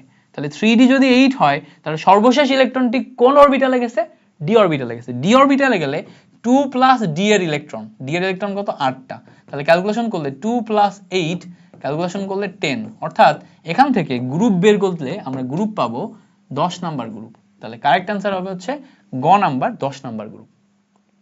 সিম্পল জিনিস অ্যান্ড খুব মজার, সিম্পল অ্যান্ড মজার। এগুলা ক্যালকুলেশন শিখলেই তুমি, এগুলাই আসবে, এর বাইরে থেকে আসে না। যত প্রশ্ন আসে সবগুলা কিন্তু আমি তোমাকে ওয়ান শট ক্লাসে দেখাই দিচ্ছি। সো এইগুলাই আসবে, ঘুরে ফিরে এর বাইরে কিচ্ছু আসবে না, বিলিভ মি, আমার কথা বিশ্বাস করো, এর বাইরে কিচ্ছু পাবা না। বলছে দেখো টাইটানিয়াম মৌলটি পর্যায় সারণীর কোন গ্রুপে অবস্থিত। সো দেখো স্ক্যান্ডিয়াম 21, টাইটানিয়াম কত 22, তাহলে টাইটানিয়ামের 22টা ইলেকট্রন, তাহলে আর্গনের 18 পর্যন্ত আমরা বুঝি, এরপর 3d, তারপর আসে হচ্ছে 4s। তো আর্গনের 18টা আমরা ক্লিয়ার করলাম, 4s এ 2টা, তার মানে কত গেল 18 আর 2 20, তাহলে 20 এর পরে আর 2 বাকি থাকে, 3d তে যায় কয়টা 2টা। তো 3d তে 2টা গেলে যখনই আমার গ্রুপ বের করতে বলছে তখন 2 প্লাস d এর, 2 প্লাস d এর, তাহলে 2 প্লাস d মানে d তে আছে 2টা ইলেকট্রন, তাহলে 2 প্লাস 2 মানে আমরা গ্রুপ পাবো কত 4। তাহলে এটা চতুর্থ পর্যায় 4 নাম্বার গ্রুপ। তাহলে দেখো আমরা গ্রুপ যেহেতু জিজ্ঞেস করছে 4 নাম্বার গ্রুপ। n এর সর্বোচ্চ মান ওটা হয় পর্যায়, আর গ্রুপের জন্য আমরা তো সিস্টেম শিখছি, সেই সিস্টেম অনুযায়ী গ্রুপের জন্য সিস্টেম কি, গ্রুপের জন্য সিস্টেম আবারও বলি, এস এর জন্য 1 থেকে 2 হবে, পি এর জন্য সবসময় হবে কত, পি এর জন্য 12 প্লাস পি এর ইলেকট্রন 1 থেকে 6, আর ডি এর জন্য 2 প্লাস ডি এর ইলেকট্রন 1 থেকে 10, 2 প্লাস ডি এর ইলেকট্রন। ওকে, এবার বলছে দেখো ক্যালসিয়াম মৌলে ইলেকট্রন বিন্যাসের শক্তি স্তর কয়টি। শক্তি স্তর মানে সর্বোচ্চ শক্তি স্তর কয়টা হয়। সো ক্যালসিয়ামের জন্য, ক্যালসিয়ামে 20টা ইলেকট্রন থাকে, তাহলে ইলেকট্রন বিন্যাস তুমি যদি করলে পাবা 1s2 2s2 2p6। আচ্ছা, এরপর দেখো 3s2 3p6, 18টা গেল। এবার দেখো 3d এবং 4s, সো 18টা এই পর্যন্ত গেছে, তাহলে 4s এ 2টা ইলেকট্রন গেলে দেখো ক্যালসিয়াম ফিল আপ হয়ে যাচ্ছে, 20টা ইলেকট্রন ফিল আপ হয়ে যাচ্ছে। তার মানে এখানে সর্বোচ্চ 4 পর্যন্ত গেছে, সর্বোচ্চ 4 পর্যন্ত গেছে, তার মানে সর্বোচ্চ শক্তি স্তর আমরা কত পাচ্ছি 4 পাচ্ছি। ক্যালসিয়ামের জন্য সর্বোচ্চ শক্তি স্তর কত পাচ্ছি 4 পাচ্ছি। চমৎকার না, মজার একটা জিনিস। আশা করি এই ব্যাপারগুলো তোমরা একদম বুঝতে পারছো। ক্লাস নিতে, এখন ক্লাস নিচ্ছে অনেক রাতে, 4টা, ভোর 4টা বাজে, 5টা বাজে না, ভোর 5টা বাজে, 5টার সময় হচ্ছে তোমাদের ক্লাসটা রেকর্ড করতেছি। আমার ইউনিভার্সিটি লাস্ট ইয়ার চলে, ইন্টার্ন চলতেছে, অ্যাডমিশনের আমার 3টা কোর্স আছে রানিং, মানে অ্যাডমিশন নিয়ে আমি মেইনলি কাজ করি। আর ইচ্ছা আছে যে ফ্রি কন্টেন্ট হিউজ পরিমাণে পড়ানোর, মানে সবাই যাতে শিখতে পারে এবং খুব কোয়ালিটিফুল, মানে আমি যেমন পারি আর কি, আমার যে বেসিক আন্ডারস্ট্যান্ডিং সেটা যাতে সবার কাছে পৌঁছায় দিতে পারি, এই জন্য আমার প্রচুর পরিমাণে ফ্রি ক্লাস নেওয়ার ইচ্ছা। সো সবসময় যে পেইড কোর্স রান করতে হবে, পেইডেই ক্লাস নিতে হবে এরকম না, আমার বরঞ্চ পেইডের চেয়ে ফ্রি ক্লাসগুলো নিতে বেশি মজা লাগে। সো পেইডের অনেক প্রেশার ছিল, যেহেতু ঢাকা ইউনিভার্সিটির পরীক্ষা আর 1 সপ্তাহ পরেই, 5-6 দিন মতো আছে, তো ঢাকা ইউনিভার্সিটির জন্য টানা ইফোর্ট দিছি, ওই জন্য তোমাদের এই ক্লাসগুলো রেকর্ড করতে পারি না। এখন যেহেতু আমি ফ্রি আছি একদম, এখন এই মোমেন্টে দাঁড়ায় তোমাদের জন্য কত কিছু করা যায় সেটা নিয়ে চিন্তা করতেছি। যেমন SSC 25 এর জন্য আমি one shot MCQ, one shot CQ and ক খ এর ক্লাস সবই ফ্রিতে সুন্দর মতো গুছিয়ে দেওয়ার চিন্তা করতেছি। সেম ভাবে HSC 25 এর জন্য প্ল্যান চলতেছে, ইনশাল্লাহ ওদের জন্য সুন্দর সুন্দর ক্লাস নিয়ে আনবো। ক্লাস এখন থেকে হিউজ পরিমাণে পাবা, শুধু ভাইয়াকে সাপোর্ট দিও, কেমন, ভাইয়ার চ্যানেল অ্যান্ড কমিউনিটিগুলোতে একটু সাপোর্ট দিও। পরে আসো 33 নম্বরের পর 34 নম্বর এমসিকিউ দেখি। এখন থেকে একটু আমাদের ক্রিটিক্যাল টাইপের এমসিকিউ গুলা শুরু হচ্ছে। তো 34 নম্বরে আমরা যদি যাই, দেখো এখানে আমাদের বলছে যে ক্যালসিয়াম এবং জিঙ্ক এর ক্ষেত্রে, তো ক্যালসিয়াম এবং জিঙ্কের ক্ষেত্রে আমাদের বৈশিষ্ট্য মিলাইতে বলছে। তো ক্যালসিয়ামের ইলেকট্রন সংখ্যা 20, জিঙ্কের ইলেকট্রন সংখ্যা হচ্ছে 30। ক্যালসিয়ামের ইলেকট্রন বিন্যাস যদি করো, প্রথমে আর্গনে যায় 18টা, 3d তে কোনো ইলেকট্রন যায় না, 4s ইলেকট্রন যায় 2টা। জিঙ্কে তুমি যদি করো, আর্গনের ইলেকট্রন হচ্ছে 18টা, এরপর 3d এবং 4s। সো খেয়াল করো, আর্গনে 18টার পর 4s এ 2টা ইলেকট্রন গেল, তাহলে কত গেল 20টা, আর 3d তে যায় 10টা ইলেকট্রন, তাহলে সর্বশেষ ইলেকট্রন কিন্তু আমাদের d তে যাচ্ছে। তাহলে দেখো ক্যালসিয়ামের সর্বশেষ ইলেকট্রন s এ যাচ্ছে, আর জিঙ্কের সর্বশেষ ইলেকট্রন d তে যাচ্ছে। তার মানে আমি যদি গ্রুপের কথা চিন্তা করি, গ্রুপে ক্যালসিয়াম আর জিঙ্ক সেম গ্রুপ না, ক্যালসিয়াম যাবে 2 নাম্বার গ্রুপে, আর জিঙ্ক যাবে হচ্ছে তোমার, যেহেতু d তে যাচ্ছে তাহলে কত আসবে বলো তো, d এর জন্য 2 প্লাস 10, তাহলে 12 নাম্বার গ্রুপে, তাহলে একটা 2 একটা 12 নাম্বার গ্রুপ। কিন্তু খেয়াল করো এখানে যেহেতু সর্বশেষ তোমার n এর মান 4, এখানেও সর্বশেষ n এর মান 4, দুইটাই কিন্তু চতুর্থ পর্যায়ের মৌল। তাহলে একটু আমরা যদি ক্যালসিয়াম এবং জিঙ্কের সাথে মিলাই, ক্যালসিয়াম এবং জিঙ্কের যেহেতু বহিস্থ অরবিটালে দুইটারই দুইটা করে ইলেকট্রন আছে, তাহলে যোজনী একই, যোজনী কত 2, ক্যালসিয়ামও ক্যালসিয়াম 2+ এ পরিণত হয়, জিঙ্কও জিঙ্ক 2+ এ পরিণত হয়, তাহলে যোজনী কত, যোজনী 2। এবার বলছে গ্রুপ একই, গ্রুপ একই না, গ্রুপ একই না, একটা 2 নাম্বার গ্রুপ, একটা 12 নাম্বার গ্রুপ, তাহলে গ্রুপ তো একই হচ্ছে না, একটা 2 একটা 12। বলছে পর্যায় একই, হ্যাঁ ইয়েস পর্যায় একই, দুইটারই 4s এ ইলেকট্রন যায়, সো সর্বোচ্চ n এর মান 4, তাহলে দুইটাই চতুর্থ পর্যায়ের মৌল। তার মানে এখান থেকে আমরা 1 এবং 3 নাম্বার পাচ্ছি হচ্ছে কারেক্ট আনসার। সো খ নাম্বার আমাদের এখানে কারেক্ট আনসার। পরে আসো, বলছে এখানে কিছু মৌল দেয়া আছে, মৌলের ভিতরে বলে দেয়া আছে যে P যার পারমাণবিক সংখ্যা 14, তাহলে P হচ্ছে আমাদের 14 পারমাণবিক সংখ্যা মানে সিলিকন, Q যার পারমাণবিক সংখ্যা 15, তার মানে Q মানে হচ্ছে ফসফরাস, R যার পারমাণবিক সংখ্যা 16, তাহলে R মানে হচ্ছে সালফার, সালফার 16, S যার পারমাণবিক সংখ্যা 17, এটা মানে হচ্ছে ক্লোরিন।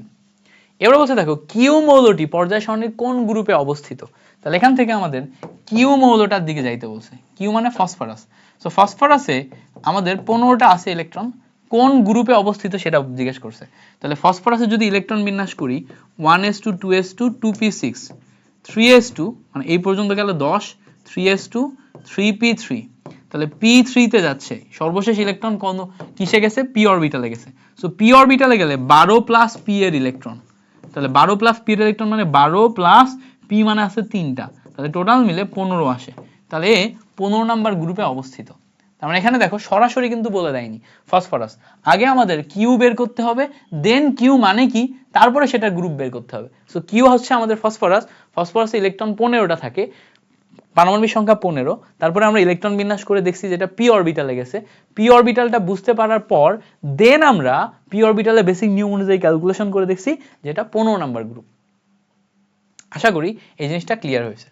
পরে আসো, বলছে সেম এই মৌলের ক্ষেত্রেই আমরা এখন যদি দেখি, বলছে p এর আকার q এর চেয়ে ছোট, তো আমরা একটু দেখি, p মানে ছিল হচ্ছে আমাদের সিলিকন, q মানে ছিল হচ্ছে ফসফরাস, সো সিলিকন এবং ফসফরাস। এবার দেখো সিলিকনে আমাদের ইলেকট্রন 14, ফসফরাস ইলেকট্রন 15, তাই না? এখন পর্যায় সারণীর বাম থেকে ডানে যত যায়, মানে ধরো সিলিকন থেকে পরে ফসফরাসে গেছে, বাম থেকে ডানে গেছে, বাম থেকে ডানে যত যায় তত ইলেকট্রন এবং প্রোটন সংখ্যা বাড়ে, ফলে আকর্ষণ বল বাড়ে। আকর্ষণ বল কোন নিয়ম অনুযায়ী হয়, কুলম্বের সূত্র, F = C × Q1 Q2 / R², কুলম্বের সূত্র।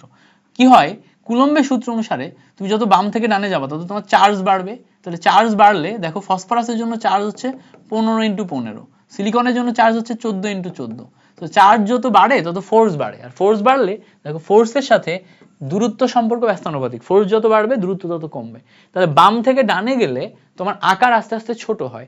তাহলে দেখো সিলিকনের পরে যখন তুমি ফসফরাসে যাচ্ছ তখন তোমার আকার ছোট হয়ে যাচ্ছে, তাহলে দেখো সিলিকন এবং ফসফরাসের ভিতরে আকার ছোট কার, অবশ্যই ফসফরাসের আকার ছোট, তাহলে ফসফরাস মানে কিউ, তাহলে কিউ এর চেয়ে বেশি কে, মানে পি এর চেয়ে বেশি কে, সিলিকন, তাহলে এটা ঠিক আছে।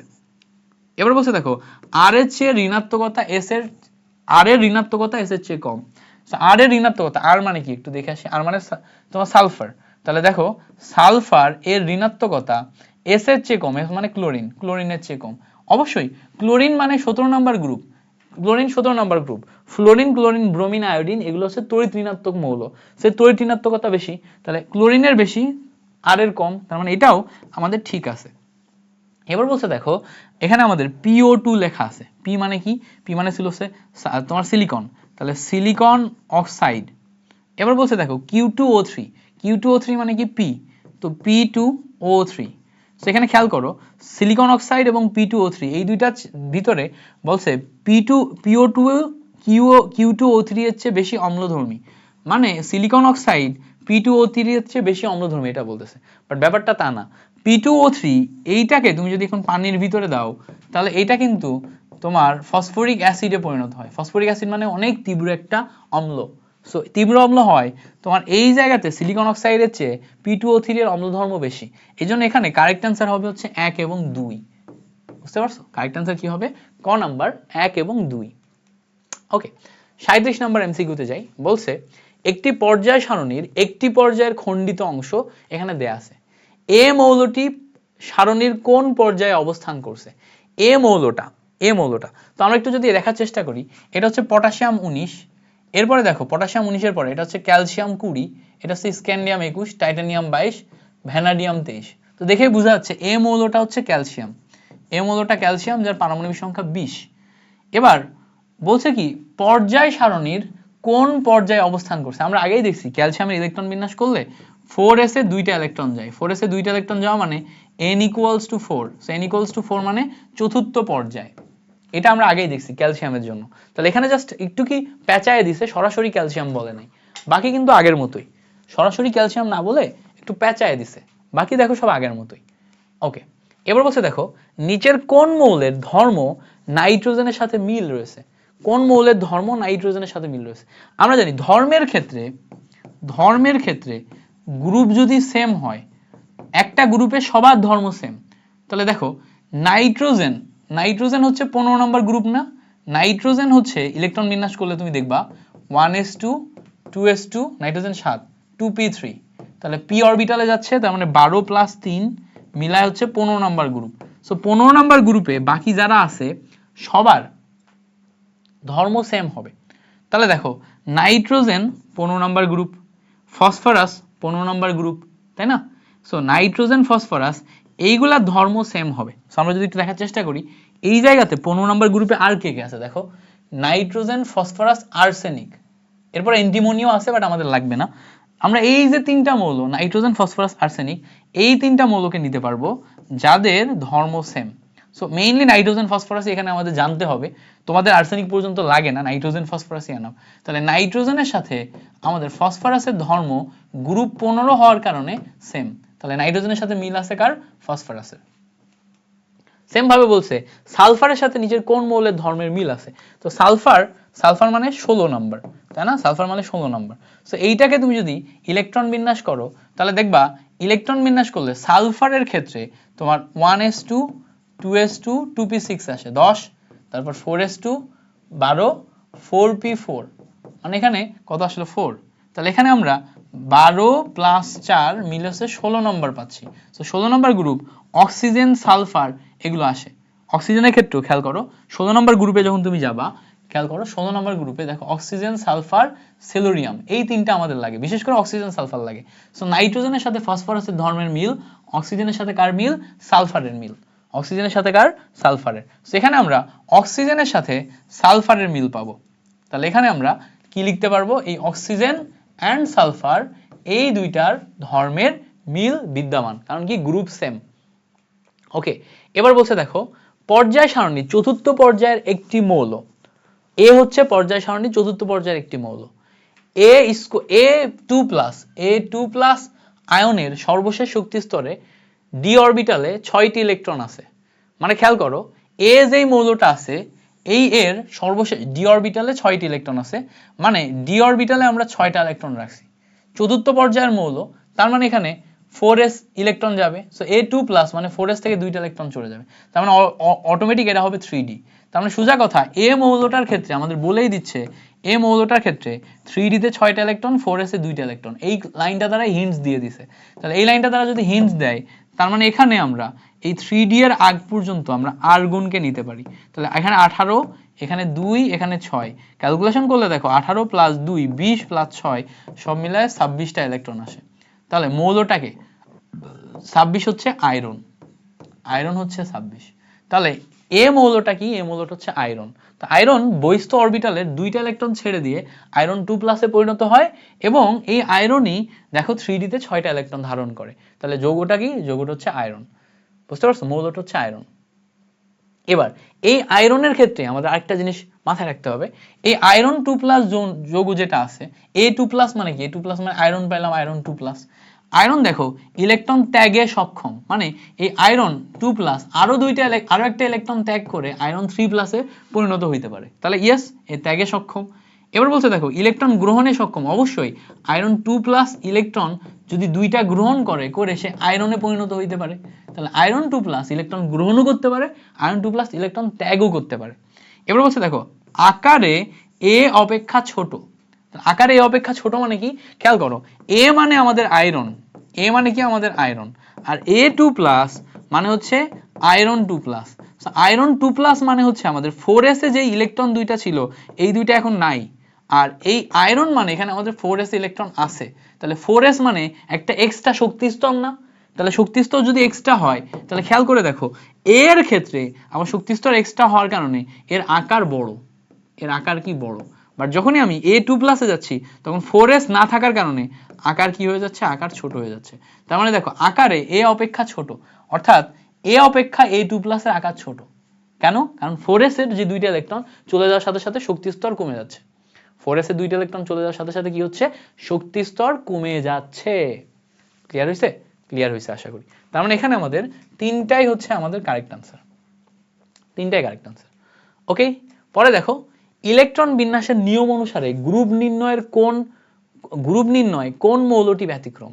সো গ্রুপ নির্ণয়ের ক্ষেত্রে কোন মৌলটা ব্যতিক্রম এটা আমাদের বের করতে হবে। সো দেখো আমরা যদি এখানে দেখি যেই কয়টা মৌল আছে এর ভিতর একটাই মনে রাখবা, হিলিয়াম এই জায়গায় ব্যতিক্রম। হিলিয়ামে দুইটা ইলেকট্রন থাকে, হিসাব করলে দেখবা 1s2 হয়। সো 1s2 মানে এর সর্বশেষ ইলেকট্রনটি s অরবিটালে গেছে, তার মানে সেই হিসাব করলে এর থাকা উচিত s এর 1 থেকে 2 নিয়ম অনুসারে 2 নাম্বার গ্রুপে, 2 নাম্বার গ্রুপে। বাট প্রবলেম হইতেছে এটা সুস্থিত অবস্থা অর্জন করে যেহেতু নিষ্ক্রিয় গ্যাস হয়ে যায়, সো এ নিষ্ক্রিয় গ্যাসের 18 নম্বর গ্রুপে বসে। তাহলে ইলেকট্রন বিন্যাসের নিয়ম অনুসারে এর হওয়া উচিত 2 নাম্বার গ্রুপ, বাট নিষ্ক্রিয় গ্যাসের নিয়ম অনুযায়ী হয়ে যায় 18 নম্বর গ্রুপ। তাহলে হিলিয়ামটা ব্যতিক্রম না? হিলিয়ামটা ব্যতিক্রম।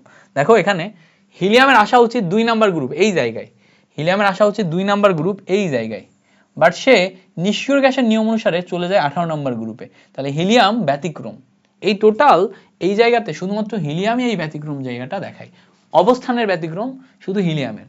সে কি করে, তার 2 নম্বরে থাকা উচিত বাট গেছে 18তে, কারণ 2 নাম্বার গ্রুপ ইলেকট্রন বিন্যাসের নিয়ম অনুসারে হবে, আর 18 নম্বর গ্রুপ সে নিষ্ক্রিয় গ্যাসের নিয়ম অনুসারে হবে। এই তো ওকে। পরে দেখো পরের যে মৌল বলছে কোনটি ধাতব ধর্ম বেশি। ধাতব ধর্ম মানে হচ্ছে কে কত বেশি ধাতু।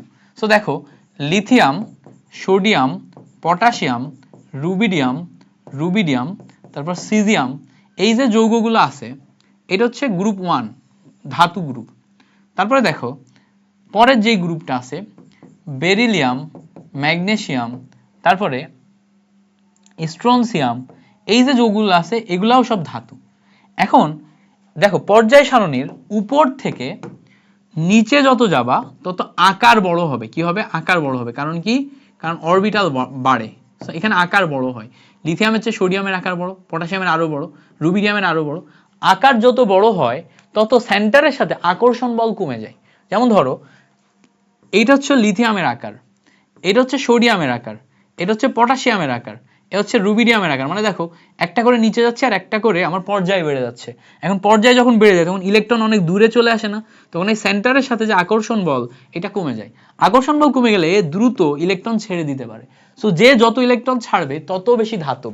মাথায় রাখতে হবে যে যত ইলেকট্রন ছাড়বে তত বেশি ধাতব, যত ইলেকট্রন ছাড়ে তত ধাতব। কথাটা কি? যত ইলেকট্রন ছাড়ে সে তত ধাতব। তাহলে ইলেকট্রন সবচেয়ে বেশি ছাড়তে পারে যার আকার যত বড়, মানে যে পর্যায় সারণী যত নিচে থাকে। তো হিসাব করলে দেখবা স্ট্রনসিয়াম সবার নিচে আছে, এজন্য স্ট্রনসিয়াম হচ্ছে সবচেয়ে বেশি ধাতব। স্ট্রনসিয়াম সবার নিচে আছে, স্ট্রনসিয়ামের আকার অনেক বড়, এজন্য স্ট্রনসিয়াম অনেক বেশি ধাতব। ক্লিয়ার হয়েছে জিনিসটা? আশা করি এই জিনিসটা ক্লিয়ার হয়ে গেছে। সেখানে আমাদের স্ট্রনসিয়াম অনেক বেশি পরিমাণে ধাতব। ওকে, পরে বলছে দেখো কোন মৌলের আকার ছোট। তো এখানে আমাদের কয়েকটা মৌল দেয়া আছে, আকার ছোট এটা দেখতে হবে। সো আকার ছোটর ক্ষেত্রে মাথায় রাখতে হবে সব সময় পর্যায় সারণীর 2 দিক মাথায় রাখবে, একটা হচ্ছে বাম থেকে ডানে, পর্যায় সারণীর বাম থেকে ডানে, একটা মাথায় রাখবা উপর থেকে নিচে। সো পর্যায় সারণীর বাম থেকে ডানে যত যাবা তত ইলেকট্রন বাড়বে বা প্রোটন বাড়বে। সো ইলেকট্রন প্রোটন বাড়লে আকর্ষণ বলও বাড়বে। আকর্ষণ বল মানে কি? ফোর্স বাড়বে, আর ফোর্স বাড়লে দূরত্ব কমবে। তাহলে দূরত্ব কমা মানে হচ্ছে পর্যায় সারণীর বাম থেকে ডানে গেলে আকার ছোট হয়,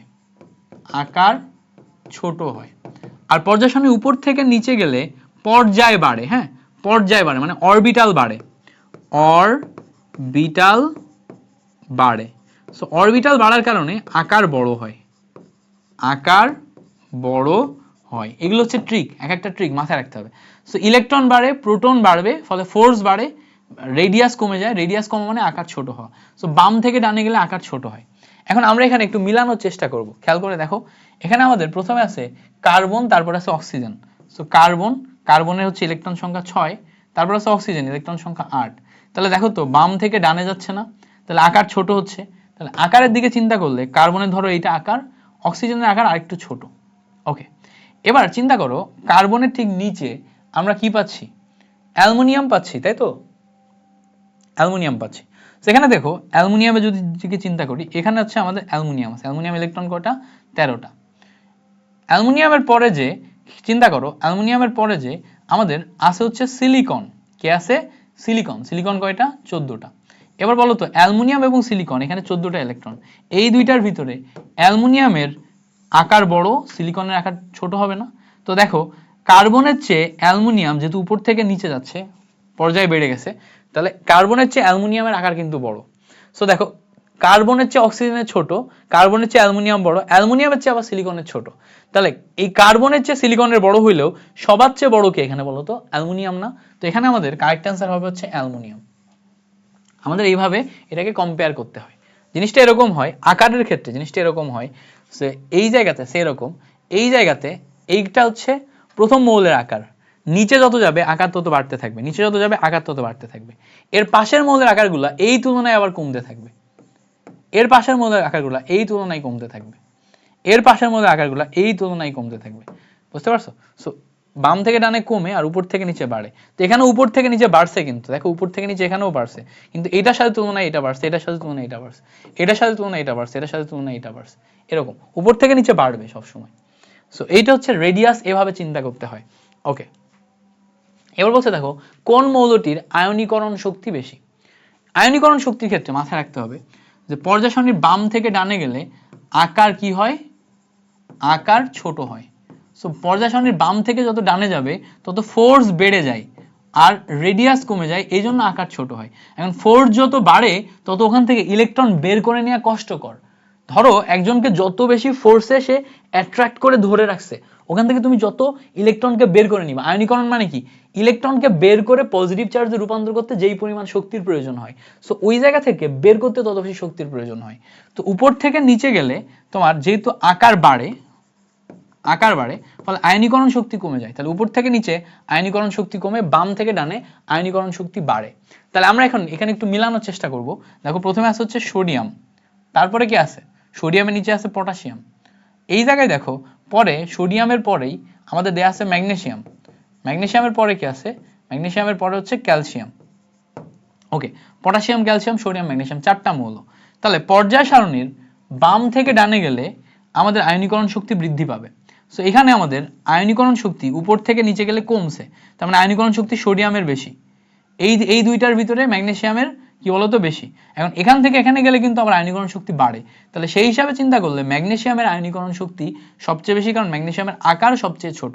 তাহলে আকারের দিকে চিন্তা করলে ম্যাগনেসিয়ামের আকার ছোট, এবং আয়নীকরণ শক্তির দিকে চিন্তা করলে ম্যাগনেসিয়ামের আয়নীকরণ শক্তি সবচেয়ে বেশি। তাহলে বাম থেকে ডানে আয়নীকরণ শক্তি বাড়ে, উপর থেকে নিচে আয়নীকরণ শক্তি কমে। তাহলে এদিকে আয়নীকরণ শক্তি কম, এটারও কম, এটারও কম, তাহলে এদিকে গেলে বাড়বে, এদিকে গেলে আয়নীকরণ শক্তি বাড়বে, আবার এদিকে গেলেও বাড়বে। তাহলে সব দিকে চিন্তা করলে ম্যাগনেসিয়াম হচ্ছে কমন সেট, যেখানে সব দিক দিয়েই বৃদ্ধি পাচ্ছে। বুঝতে পারছো?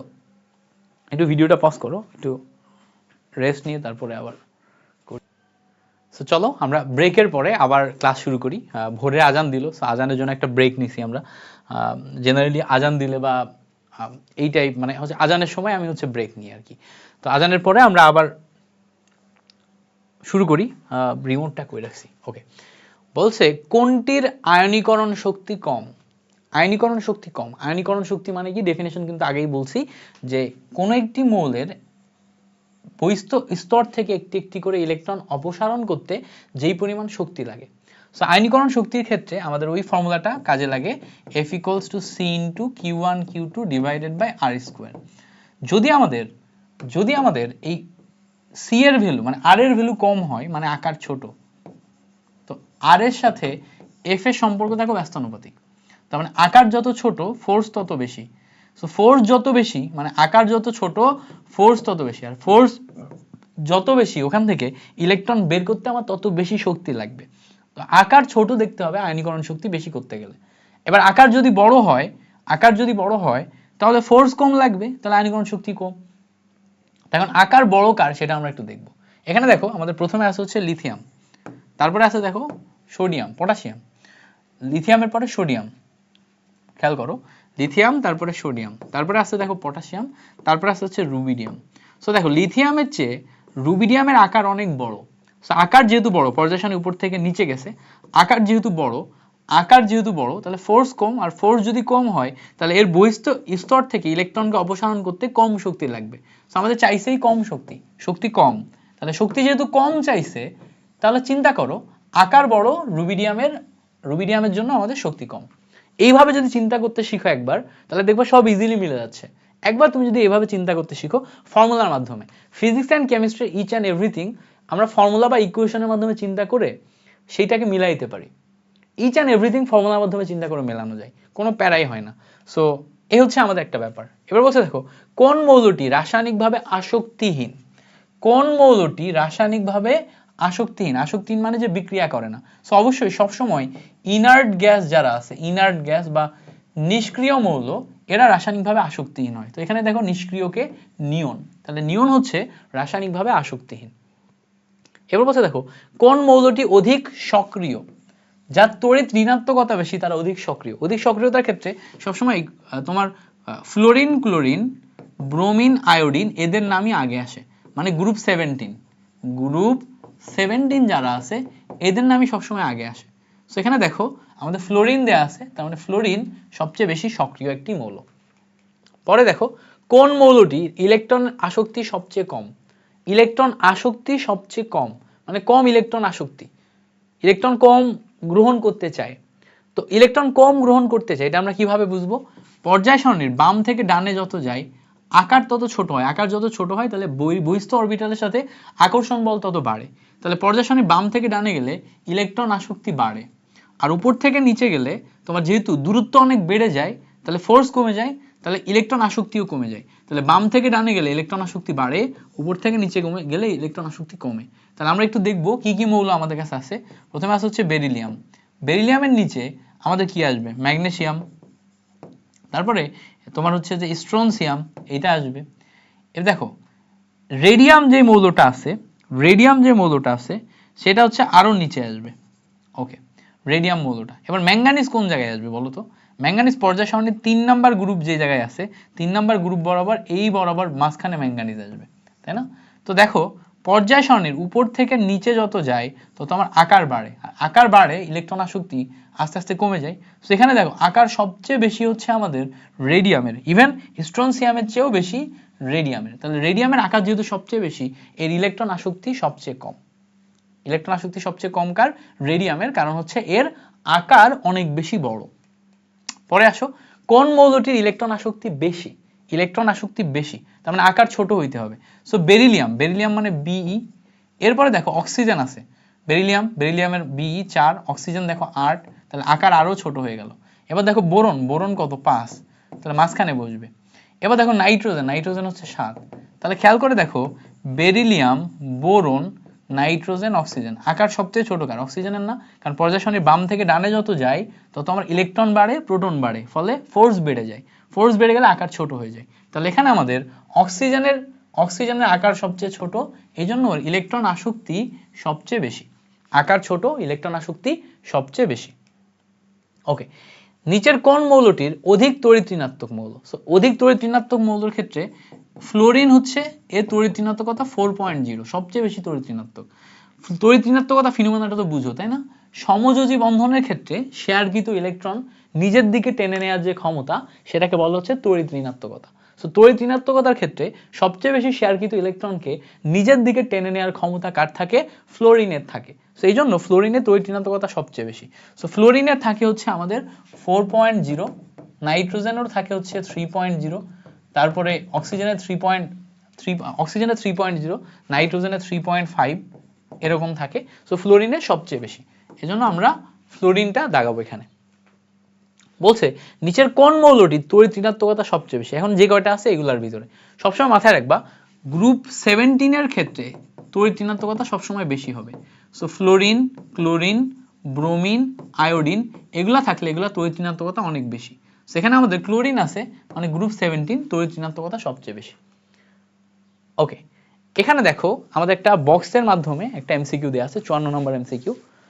আমাদের বলছে যে গ্রুপ 1 এর ক্ষেত্রে এখানে আমাদের এ ডি ই দেওয়া আছে, তার মানে এটা হচ্ছে লিথিয়াম, এটা সোডিয়াম, এটা পটাশিয়াম, দেখে বোঝা যাচ্ছে। সো পটাশিয়াম বরাবর আমাদের গ্রুপ 16 এ আমরা যাব। সো গ্রুপ 16 এ পটাশিয়াম বরাবর 16 এ এটা সালফারই হবে। সো এটা হচ্ছে সালফার। এখানে খেয়াল করো 17 নম্বর গ্রুপে যেই বরাবর সোডিয়াম, এই বরাবর ফ্লোরিন, ফ্লোরিনের নিচে কি আসবে? ক্লোরিন। সো এই হচ্ছে আমাদের মৌলগুলা আমরা আইডেন্টিফাই করলাম। সো এখানে সালফার, এখানে ফ্লোরিন, এটা ক্লোরিন, এটা পটাশিয়াম, এটা সোডিয়াম, এটা লিথিয়াম, দেখে আমরা আইডেন্টিফাই করে ফেলছি। এবার বলছে দেখো এ এর আয়নীকরণ শক্তি ডি অপেক্ষা কম। সো এ মানে কি? এ মানে লিথিয়াম, লিথিয়ামের আয়নীকরণ শক্তি ডি অপেক্ষা কম মানে সোডিয়ামের। সো আয়নীকরণ শক্তি কম হবে কি বেশি হবে সেটা আমাদের দেখতে হবে। সো লিথিয়ামের আয়নীকরণ শক্তি অবশ্যই বেশি হবে, কারণ পর্যায় সারণী উপর থেকে নিচে গেলে আমাদের আকার বড় হয়। তো আকার বড় হলে এর আয়নীকরণ শক্তি কি হয়? কমে যায়, ধাতব ধর্ম বেড়ে যায়, ইজিলি ইলেকট্রনকে বের করা যায়, আয়নীকরণ শক্তি কমে যায়। তার মানে এ নাম্বারটা ভুল। এখন আমাদের ওখানে দেখো অপশন যদি খেয়াল করে দেখি 1 2 1 3 2 3 এরকম অপশন আছে। তার মানে একটা যদি ভুল হয়ে যায় অটোমেটিক বাকি দুইটা ঠিক হয়ে যাবে অপশন অনুযায়ী। আমার বাকি দুইটা চেকও করা লাগবে না, বাকি দুইটা অটোমেটিক ঠিক হয়ে যাবে। 2 এবং 3 হবে কারেক্ট অ্যান্সার। তারপর আমরা একটু মিলায় দেখি 2 এবং 3। বলছে দেখো ডি এর পারমাণবিক আকার, ডি এর পারমাণবিক আকার মানে সোডিয়াম আকার কিউ অপেক্ষা ছোট। সো কিউ মানে কে?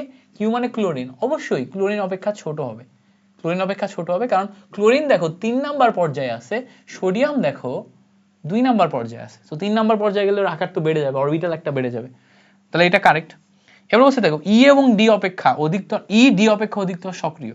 সো ডি মানে হচ্ছে আমার সোডিয়াম, তার চেয়ে ই মানে হচ্ছে পটাশিয়াম অধিক সক্রিয়। কেন সক্রিয়? কারণ আকার বড়, আকার বড় হলে বহিস্থ অরবিটাল থেকে ইজিলি ইলেকট্রন বের করে নেওয়া যায়। সো ইজিলি ইলেকট্রন বের করে নেওয়া গেলে সে অধিক সক্রিয়, বিক্রিয়াতে অংশগ্রহণ করবে।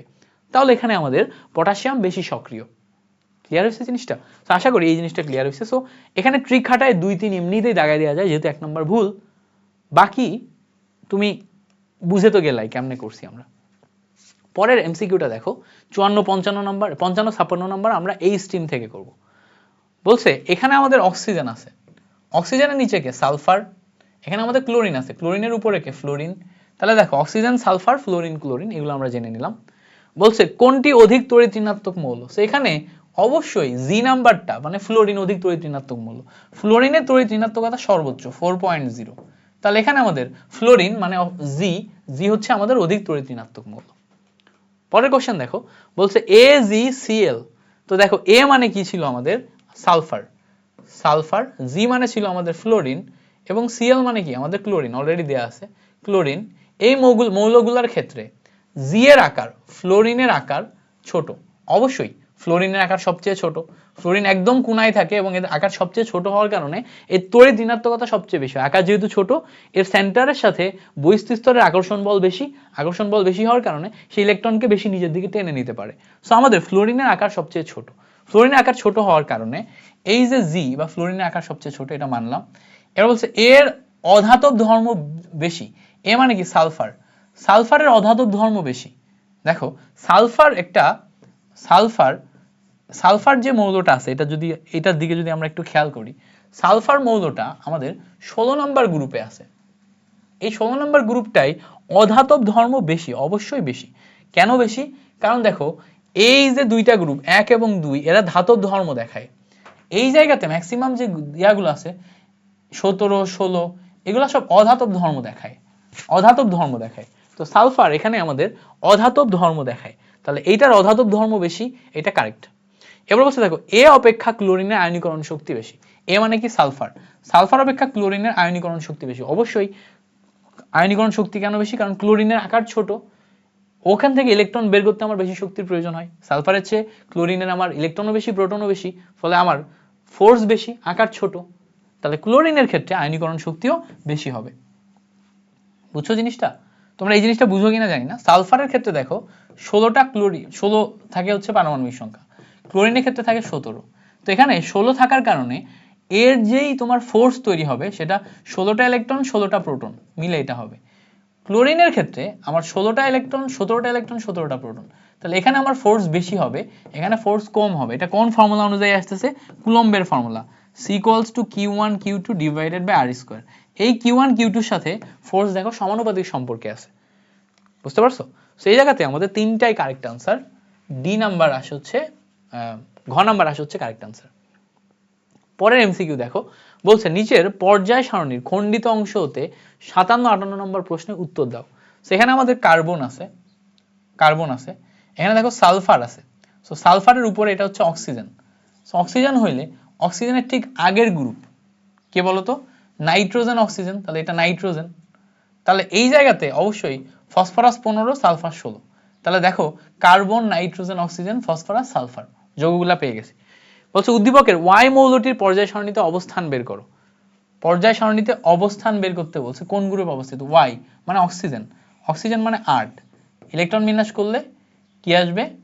1s2 2s2 2p4, so 2p4 আসবে। তাহলে 2p4 মানে p গ্রুপে গেছে, মানে 12 সাথে 4 যোগ করতে হবে p এর ইলেকট্রন, তাহলে কত আসবে? 16।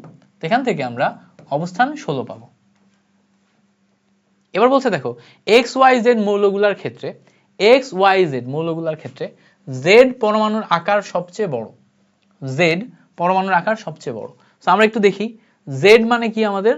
Z মানে আমাদের দেখো ফসফরাস, সো ফসফরাস নিলাম, Y দেখো Y মানে কি? Y মানে হচ্ছে অক্সিজেন, Y মানে হচ্ছে অক্সিজেন। এবং X মানে কি? X মানে হচ্ছে nitrogen. So nitrogen oxygen phosphorus. So খেয়াল করো নাইট্রোজেনে আমাদের 7টা ইলেকট্রন, অক্সিজেনে 8টা, ফসফরাসে 15টা। তো 15টা মানে কি? দ্বিতীয় পরের পর্যায়ে চলে গেছে। তাহলে আমাদের অবশ্যই জেড বা ফসফরাস যেহেতু পরের পর্যায়ে অবস্থিত, এর আকার তো বড়ই হবে, তাই না? পর্যায় এক বেশি, অরবিটাল একটা বেশি, তাহলে আকার বড় হবে। এবার হচ্ছে দেখো এক্স এর আয়নীকরণ শক্তি জেড অপেক্ষা বেশি। এক্স মানে কি? এক্স মানে হচ্ছে নাইট্রোজেন, নাইট্রোজেনের আয়নীকরণ শক্তি জেড অপেক্ষা বেশি, মানে ফসফরাস অপেক্ষা বেশি, অবশ্যই বেশি। নাইট্রোজেনের যেহেতু আকার ছোট, এর ইলেকট্রনকে বের করতে আমার বেশি শক্তির প্রয়োজন হবে, তাহলে এর আয়নীকরণ শক্তি বেশি হবে। ওয়াই এর অধাতব ধর্ম সবচেয়ে বেশি। ওয়াই মানে কি? অক্সিজেন, অক্সিজেন অবশ্যই অধাতু হিসেবে কাজ করে, তাহলে অধাতব ধর্ম সবচেয়ে বেশি। তাহলে এখানে আমাদের কারেক্ট অ্যান্সার হবে হচ্ছে তিনটাই। এই হচ্ছে আমাদের কাহিনী।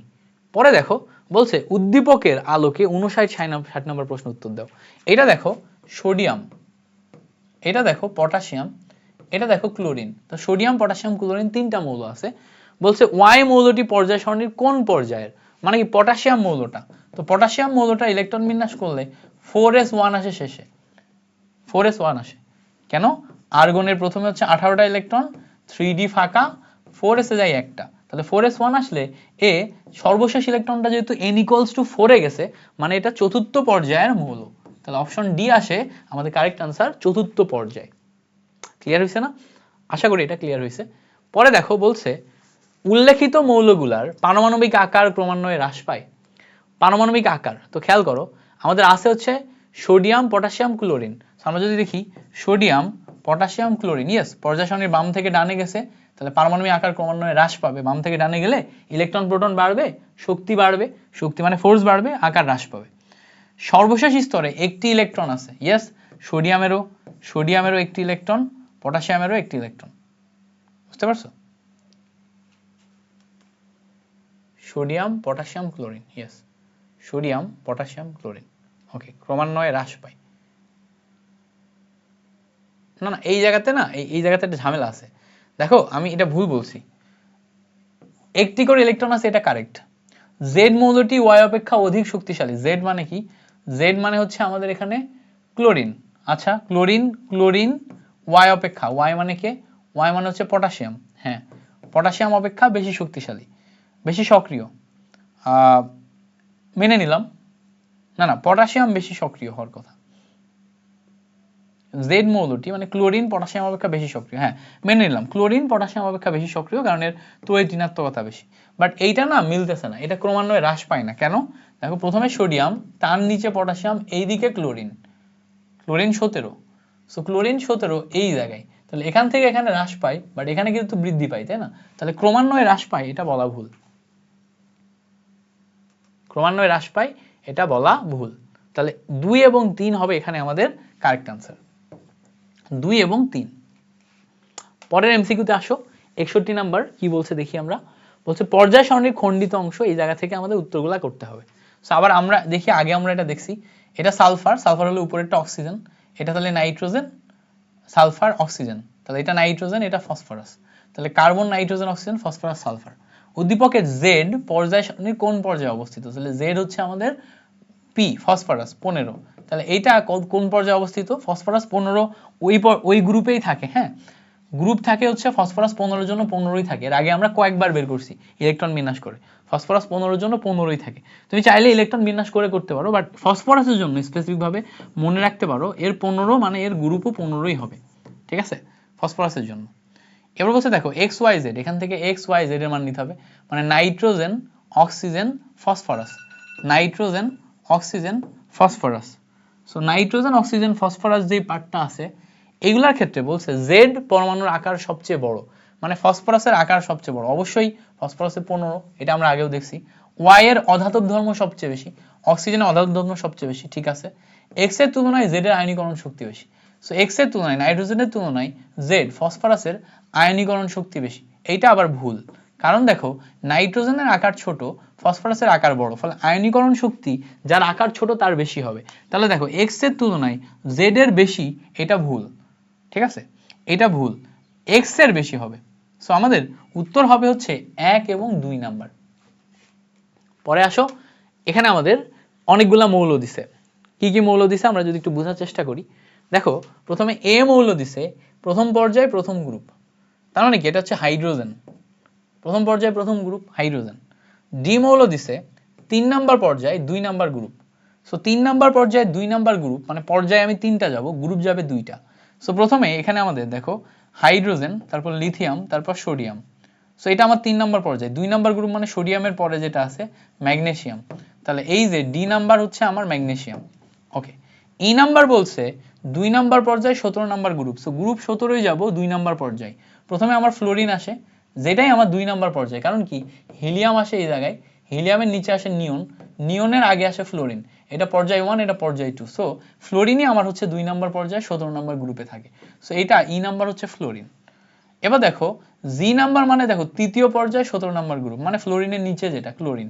সো দেখো আমি যদি আইডেন্টিফাই করি, প্রথমটা হাইড্রোজেন, তারপরে ম্যাগনেসিয়াম, তারপরে ফ্লোরিন, তারপরে ক্লোরিন। বুঝছো মানে কেমনে করতেছি দেখছো? এই যে জিনিসপত্রগুলো এগুলো প্র্যাকটিস করতে করতে হবে। তুমি কি করবা, পর্যায় সারণীতে এভাবে মিলায় মিলায় প্র্যাকটিস করবা, মিলায় মিলায় প্র্যাকটিস করবা, তাহলেই পারবা। তাহলে এখন দেখো হাইড্রোজেন, ম্যাগনেসিয়াম, ফ্লোরিন, ক্লোরিন, এই পর্যন্ত যদি আমরা বুঝি, বলছে উদ্দীপকের কোন মৌলের পারমাণবিক ব্যাসার্ধ সবচেয়ে বেশি। সো ব্যাসার্ধ বেশি মানে কি? ব্যাসার্ধ বেশি মানে আকার বড় হবে। তো আমরা দেখি এখানে যদি খেয়াল করি, হাইড্রোজেনের চেয়ে ম্যাগনেসিয়ামের বেশি হবে, কারণ পর্যায় বড়। এবার ম্যাগনেসিয়ামের 12 আর ফ্লোরিনের কত 9। সো ফ্লোরিনের চেয়ে, ফ্লোরিন মানে কি 17 নাম্বার গ্রুপে আছে, ফ্লোরিনের চেয়ে ম্যাগনেসিয়াম পর্যায় 1 বেশি আছে, ক্লোরিন আরো পর্যায় 1 বেশি আছে। সো আমরা একটু যদি চিন্তা করি, হাইড্রোজেন এই বরাবর যাচ্ছে আমার ফ্লোরিন, তার নিচে আরো নিচে আসছে হচ্ছে আমার ম্যাগনেসিয়াম, ম্যাগনেসিয়ামের পরে এই বরাবর যাচ্ছে হচ্ছে আমার ক্লোরিন। সো ম্যাগনেসিয়ামের চেয়ে আমি যদি পর্যায় সারণী বাম থেকে ডানে যাই, ক্লোরিনের আকার আরো ছোট, ম্যাগনেসিয়ামের বড়। তাহলে আমার এখানে যেহেতু পারমাণবিক ব্যাসার্ধ বেশি বলছে, এখানে ম্যাগনেসিয়াম একমাত্র যৌগ যার পারমাণবিক ব্যাসার্ধ সবচেয়ে বেশি। সো ম্যাগনেসিয়াম মানে হচ্ছে ডি। সো আমার এখানে খ নাম্বার আসবে কারেক্ট আনসার। জিনিসটা বুঝবা আরেকবার, এই জায়গায় হাইড্রোজেন আকার অনেক ছোট, এর ঠিক নিচের পর্যায়ে এই বরাবর আছে হচ্ছে ফ্লোরিন, এর আকার বড়, এর আকার ছোট। এবার এর ঠিক নিচে এই জায়গায় আছে ম্যাগনেসিয়াম, এর আকার এত বড়, 3 নাম্বার পর্যায়ে আছে। বাট এই বরাবর যখন আমি ক্লোরিন যাচ্ছি, ক্লোরিনের আকার তো এর তুলনায় ছোট। তাহলে এই মৌলগুলোর ভিতরে আকার সবচেয়ে বড় কার? ম্যাগনেসিয়াম। ম্যাগনেসিয়াম মানে কি ডি। সো অপশন হবে হচ্ছে ডি। এবার এখানে যে যৌগগুলো আছে এর উপর ডিপেন্ড করে আমাদের এখানে পোলার আয়ন পোলারিটি করতে হবে। সো প্রথমে আসে হচ্ছে এ এবং ই। এ আমরা একটু এখানে আগে লিখে নিই, এ মানে হাইড্রোজেন, লিখে নিই বোঝার সুবিধার্থে। ডি মানে ম্যাগনেসিয়াম, ডি মানে ম্যাগনেসিয়াম, তারপরে ই মানে হচ্ছে ফ্লোরিন, ই মানে হচ্ছে ফ্লোরিন, এবং লাস্টে জি মানে হচ্ছে ক্লোরিন। সো জি মানে হচ্ছে ক্লোরিন। এবার বুঝতে সুবিধা হবে। এবার বলছে এ ই মানে হাইড্রোজেন এবং ফ্লোরিন মিলে হাইড্রোজেন ফ্লোরাইড। বলছে পোলার সমযোজী, অবশ্যই হাইড্রোজেন ফ্লোরাইড একটা পোলার সমযোজী যৌগ। ফ্লোরিনের তড়িৎ ঋণাত্মকতা বেশি, সে ইলেকট্রনকে নিজের দিকে টেনে নেয়, হাইড্রোজেনের কম, ফলে প্লাস হয়ে যায়। সো এ হাইড্রোজেন ফ্লোরাইড প্লাস মাইনাস তৈরি হওয়ার কারণে একে বলা হচ্ছে পোলার সমযোজী, মানে তৈরি হয়েছিল সমযোজী কিন্তু আস্তে আস্তে প্লাস মাইনাসে পরিণত হয়ে গেছে, এজন্য এটাকে বলে পোলার সমযোজী। এবার বলছে দেখো Dg2 পানিতে দ্রবণীয়, Dg2, ডি মানে ম্যাগনেসিয়াম, জি মানে ক্লোরিন, সো G2 মানে এটা magnesium chloride. So magnesium chloride অবশ্যই পানিতে দিলে ম্যাগনেসিয়াম 2+ এবং 2 ক্লোরিন মাইনাসে পরিণত হয়। সো ম্যাগনেসিয়াম ক্লোরাইড পানিতে দ্রবণীয়, মেনে নিলাম। Da2 জলীয় দ্রবণ বিদ্যুৎ পরিবাহী, Da2 মানে কি, ডি মানে দেখো ম্যাগনেসিয়াম, A2 মানে হচ্ছে হাইড্রোজেন, এইটার জলীয় দ্রবণ বিদ্যুৎ পরিবাহী, অবশ্যই জলীয় দ্রবণ করলেই তুমি এখানে ম্যাগনেসিয়াম হাইড্রোক্সাইড পাবা। সো এর জলীয় দ্রবণ যে আসবে সেখানে আমরা ম্যাগনেসিয়াম 2+ আর হাইড্রোক্সিল মাইনাস আয়ন পাবো, মানে হাইড্রোজেন মাইনাস আয়ন পাবো, সেটা অবশ্যই বিদ্যুৎ পরিবাহী হবে। সেখানে আমাদের তিনটাই হবে হচ্ছে কারেক্ট আনসার। ওকে, পরে দেখো এই টাইপের জিনিসপত্রগুলো খুব কঠিন লাগে, তাই না? তোমাদের কঠিন লাগার কথা, আমিও যখন তোমাদের মতো বয়সে ছিলাম আমার কঠিন লাগতো, বাট প্র্যাকটিস করতে করতে এটা আস্তে আস্তে হয়ে যাবে। এবং এই ক্লাসটা একটু অন্যান্য ক্লাসের তুলনায় লেন্দি হওয়ার কারণই হচ্ছে যে এই চ্যাপ্টারটার এমসিকিউগুলা পার্টিকুলারলি করতে তোমার অনেক কষ্ট হবে। সো সেই কষ্টগুলা লাঘব করতেই আমরা ধীরে সুস্থে করতেছি। আশা করি এটা তোমরা অনেক ভালো বুঝবা। এবার বলছে দেখো পর্যায় সারণীর খণ্ডিত অংশ হতে আমাদের এখানে নিতে হবে। সো এখানে দেখো বেরিলিয়ামের পরে কি ম্যাগনেসিয়াম, তারপরে কি বলতো বেরিলিয়াম, ম্যাগনেসিয়াম, এরপর আসে হচ্ছে আমাদের ক্যালসিয়াম, তিনটা যৌগ। সো আমাদের দেখো সিরিয়ালি দেয়া আছে। এবার বলছে দেখো এক্স যৌগটি পর্যায় সারণীর কোন পর্যায়ের, এক্স মানে ম্যাগনেসিয়াম, সো ম্যাগনেসিয়াম মানে হচ্ছে 12টা। সো প্রথমে আসে 10 পর্যন্ত আসে, 3s2 তে যায়, 3s2 মানে এটা তৃতীয় পর্যায়ের মৌল। ম্যাগনেসিয়াম ইলেকট্রন বিন্যাস করো 3s2 যাবে, নিয়ন এরপরে 3s2, তার মানে তৃতীয় পর্যায়ের মৌল। সর্বশেষ ইলেকট্রনটা যেহেতু 3 নম্বরে গেছে। এবার বলছে দেখো উল্লেখিত মৌলগুলার সর্বশেষ স্তরে 2টি করে ইলেকট্রন আছে, অবশ্যই কারেক্ট, সবাই যেহেতু 2 নম্বর পর্যায়ে, বেরিলিয়াম, ম্যাগনেসিয়াম, ক্যালসিয়াম, তাহলে 2টি করে ইলেকট্রন আছে, অবশ্যই কারেক্ট।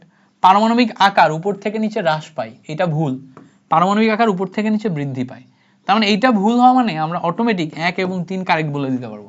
খ নাম্বার একই রকম বিক্রিয়া প্রদর্শন করে, অবশ্যই যেহেতু সেম গ্রুপে আছে একই ধর্ম দেখাবে এবং একই রকম বিক্রিয়া প্রদর্শন করবে, তাহলে এটা আমাদের হচ্ছে কারেক্ট আনসার। এবার দেখো পরের যে মৌলটা ওই আগে যেটা করছিলাম সেটাই দেখো সেই সিস্টেমেই দেয়া আছে।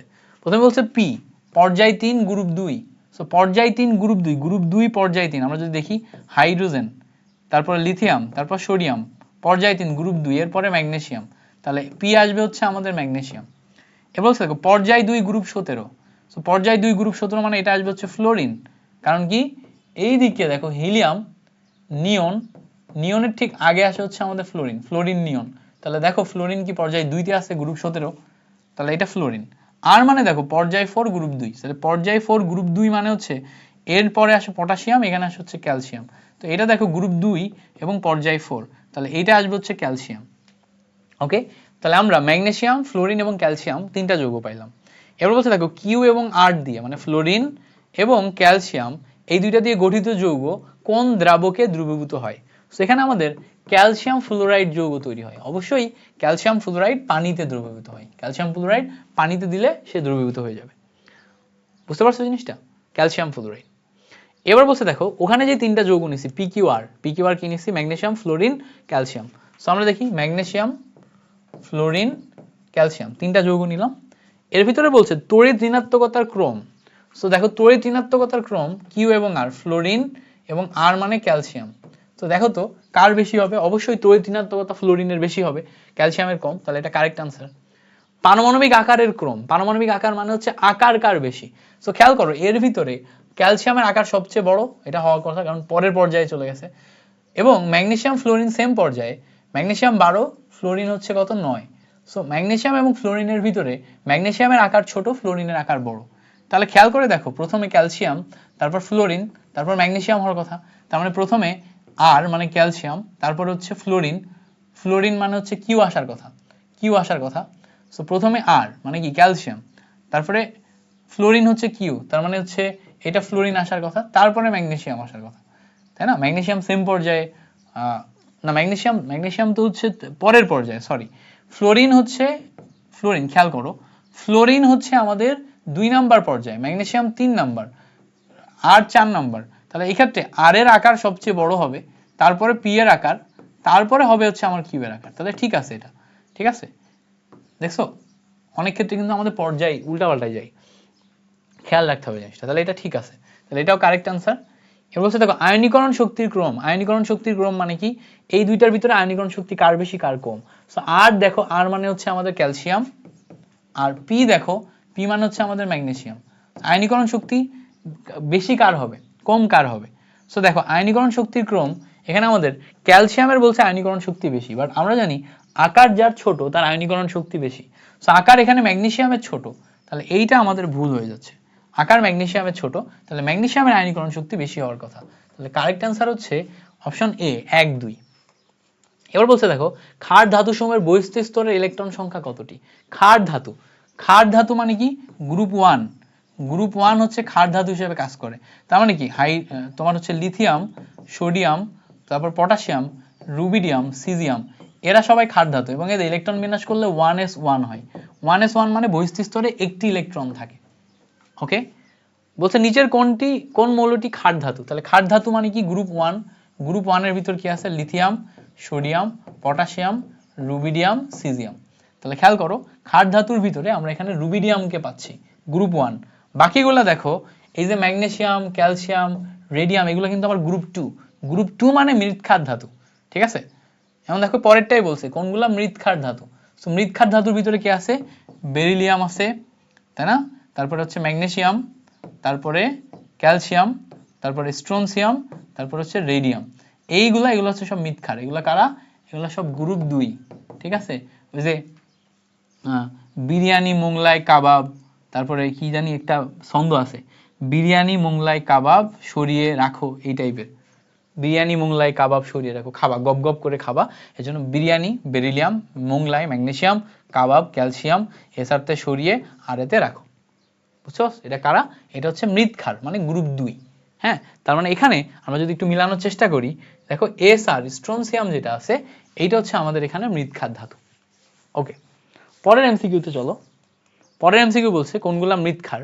সো মৃৎক্ষারের ক্ষেত্রে আমরা যদি এখন আবার খোঁজার চেষ্টা করি, তাহলে ওই যে বিরিয়ানি, মোংলাই, কাবাব। সো কাবাব মানে কি মৃৎক্ষার, ক্যালসিয়াম। কোনটি মুদ্রা ধাতু। মুদ্রা ধাতু 3টা, মনে রাখবা মুদ্রা ধাতু 3টা, সেটা হচ্ছে কপার, তারপরে সিলভার, গোল্ড, ঠিক আছে। এই 3টে হচ্ছে আমাদের মুদ্রা ধাতু, মনে রাখবা এই 3টা দিয়ে মুদ্রা তৈরি হয় প্রাচীনকাল থেকে, কপার, সিলভার, গোল্ড। সেখানে কোনটা আছে দেখো তো, কপার দেয়া আছে, তাহলে কপার হচ্ছে আমাদের এখানে মুদ্রা ধাতু, কপার, সিলভার, গোল্ড হচ্ছে আমাদের মুদ্রা ধাতু। 74 নাম্বার কোনটি মুদ্রা ধাতু, একই কোশ্চেন রিপিট দিছে না, রিপিট দেয়নি, কোশ্চেন সেম বাট হচ্ছে যে অপশন আলাদা। তো এখানে দেখো আমাদের কি কি আছে, কপার, সিলভার, গোল্ড। এই 3টার ভিতরে গোল্ড দেখো দেয়া আছে এইউ মানে গোল্ড, ঠিক আছে। সো 3টার ভিতরে গোল্ড দেয়া আছে, তাহলে গোল্ড হচ্ছে আমাদের মুদ্রা ধাতু। 75 নাম্বার সেম কোশ্চেন, আবারও বলছে কপার, সিলভার, গোল্ড। তাহলে দেখো সিলভার এজি, এটা হচ্ছে আমাদের মুদ্রা ধাতু। ওকে, নিচের কোনটি হ্যালোজেন গ্রুপের মৌল। হ্যালোজেন মানে হচ্ছে দেখো গ্রুপ 17কে আমরা বলি হচ্ছে হ্যালোজেন। নাম কি, হ্যালোজেন। হ্যালোজেন মানে হচ্ছে লবণ উৎপাদনকারী, লবণ উৎপাদনকারী। সো যারা হ্যালোজেন তারা লবণ উৎপাদনকারী। তো গ্রুপ 17 কারা আছে, ফ্লোরিন, ক্লোরিন, ব্রোমিন, আয়োডিন, অ্যাস্টাটাইন, এই কয়েকটা। সো খেয়াল করো এর ভিতরে ফ্লোরিন, ক্লোরিন, ব্রোমিন, আয়োডিন নাই, অ্যাস্টাটাইন আছে, মানে ঘ নাম্বারটা হচ্ছে আমাদের হ্যালোজেন এবং তারা লবণ উৎপাদনকারী। পরেরটা দেখো কোনটি লবণ উৎপাদনকারী, মানে কি গ্রুপ 17, এটা মানেই তো হ্যালোজেন আর এটা মানেই তো লবণ উৎপাদনকারী। তাহলে দেখো ফ্লোরিন হচ্ছে গ্রুপ 17, তার মানে ফ্লোরিন হচ্ছে আমাদের এখানে লবণ উৎপাদনকারী। ক্লিয়ার হয়েছে, ফ্লোরিন কি, ফ্লোরিন হচ্ছে আমাদের এখানে লবণ উৎপাদনকারী। ওকে, এই পর্যন্ত ক্লিয়ার। পরে দেখো কোনটি নিষ্ক্রিয় ধাতু। নিষ্ক্রিয় ধাতু মানে হচ্ছে ধাতু বাট কোনো কিছুতে অংশগ্রহণ করে না। সো মাথায় রাখতে হবে যে গোল্ড যেটা আছে এর নিষ্ক্রিয়তা সবচেয়ে কম, ধাতুগুলার ভিতরে গোল্ড অনেক বেশি নিষ্ক্রিয়, এই জন্য গোল্ড কিন্তু অনেক দামি। দীর্ঘদিন যাবৎ সে একটা জায়গায় থাকে, কারোর সাথে বিক্রিয়া করে না, গোল্ডের ক্ষেত্রে এটা ঘটে। এই জন্য গোল্ড হচ্ছে আমাদের এখানে নিষ্ক্রিয় ধাতু হিসেবে কাজ করে। ক্লিয়ার হয়েছে, ওকে, মাথায় রাখবে, এটা মুখস্থ করবা যে নিষ্ক্রিয় ধাতুগুলার ভিতরে যদি গোল্ড থাকে তাহলে গোল্ড নিষ্ক্রিয় ধাতু হিসেবে কাজ করবে। অবস্থানান্তর মৌল কোনটি, এটা আগেই শিখে আসছি যে আয়রন অবস্থানান্তর মৌল, ওই স্ক্যান্ডিয়াম থেকে জিঙ্ক পর্যন্ত, স্ক্যান্ডিয়াম আর জিঙ্ক বাদ দিয়ে বাকি যেগুলো থাকবে সেগুলো অবস্থানান্তর, তার ভিতরে আয়রন পড়ে। পটাশিয়াম তো হবেই না, কারণ ওই লিস্টে নাই সে।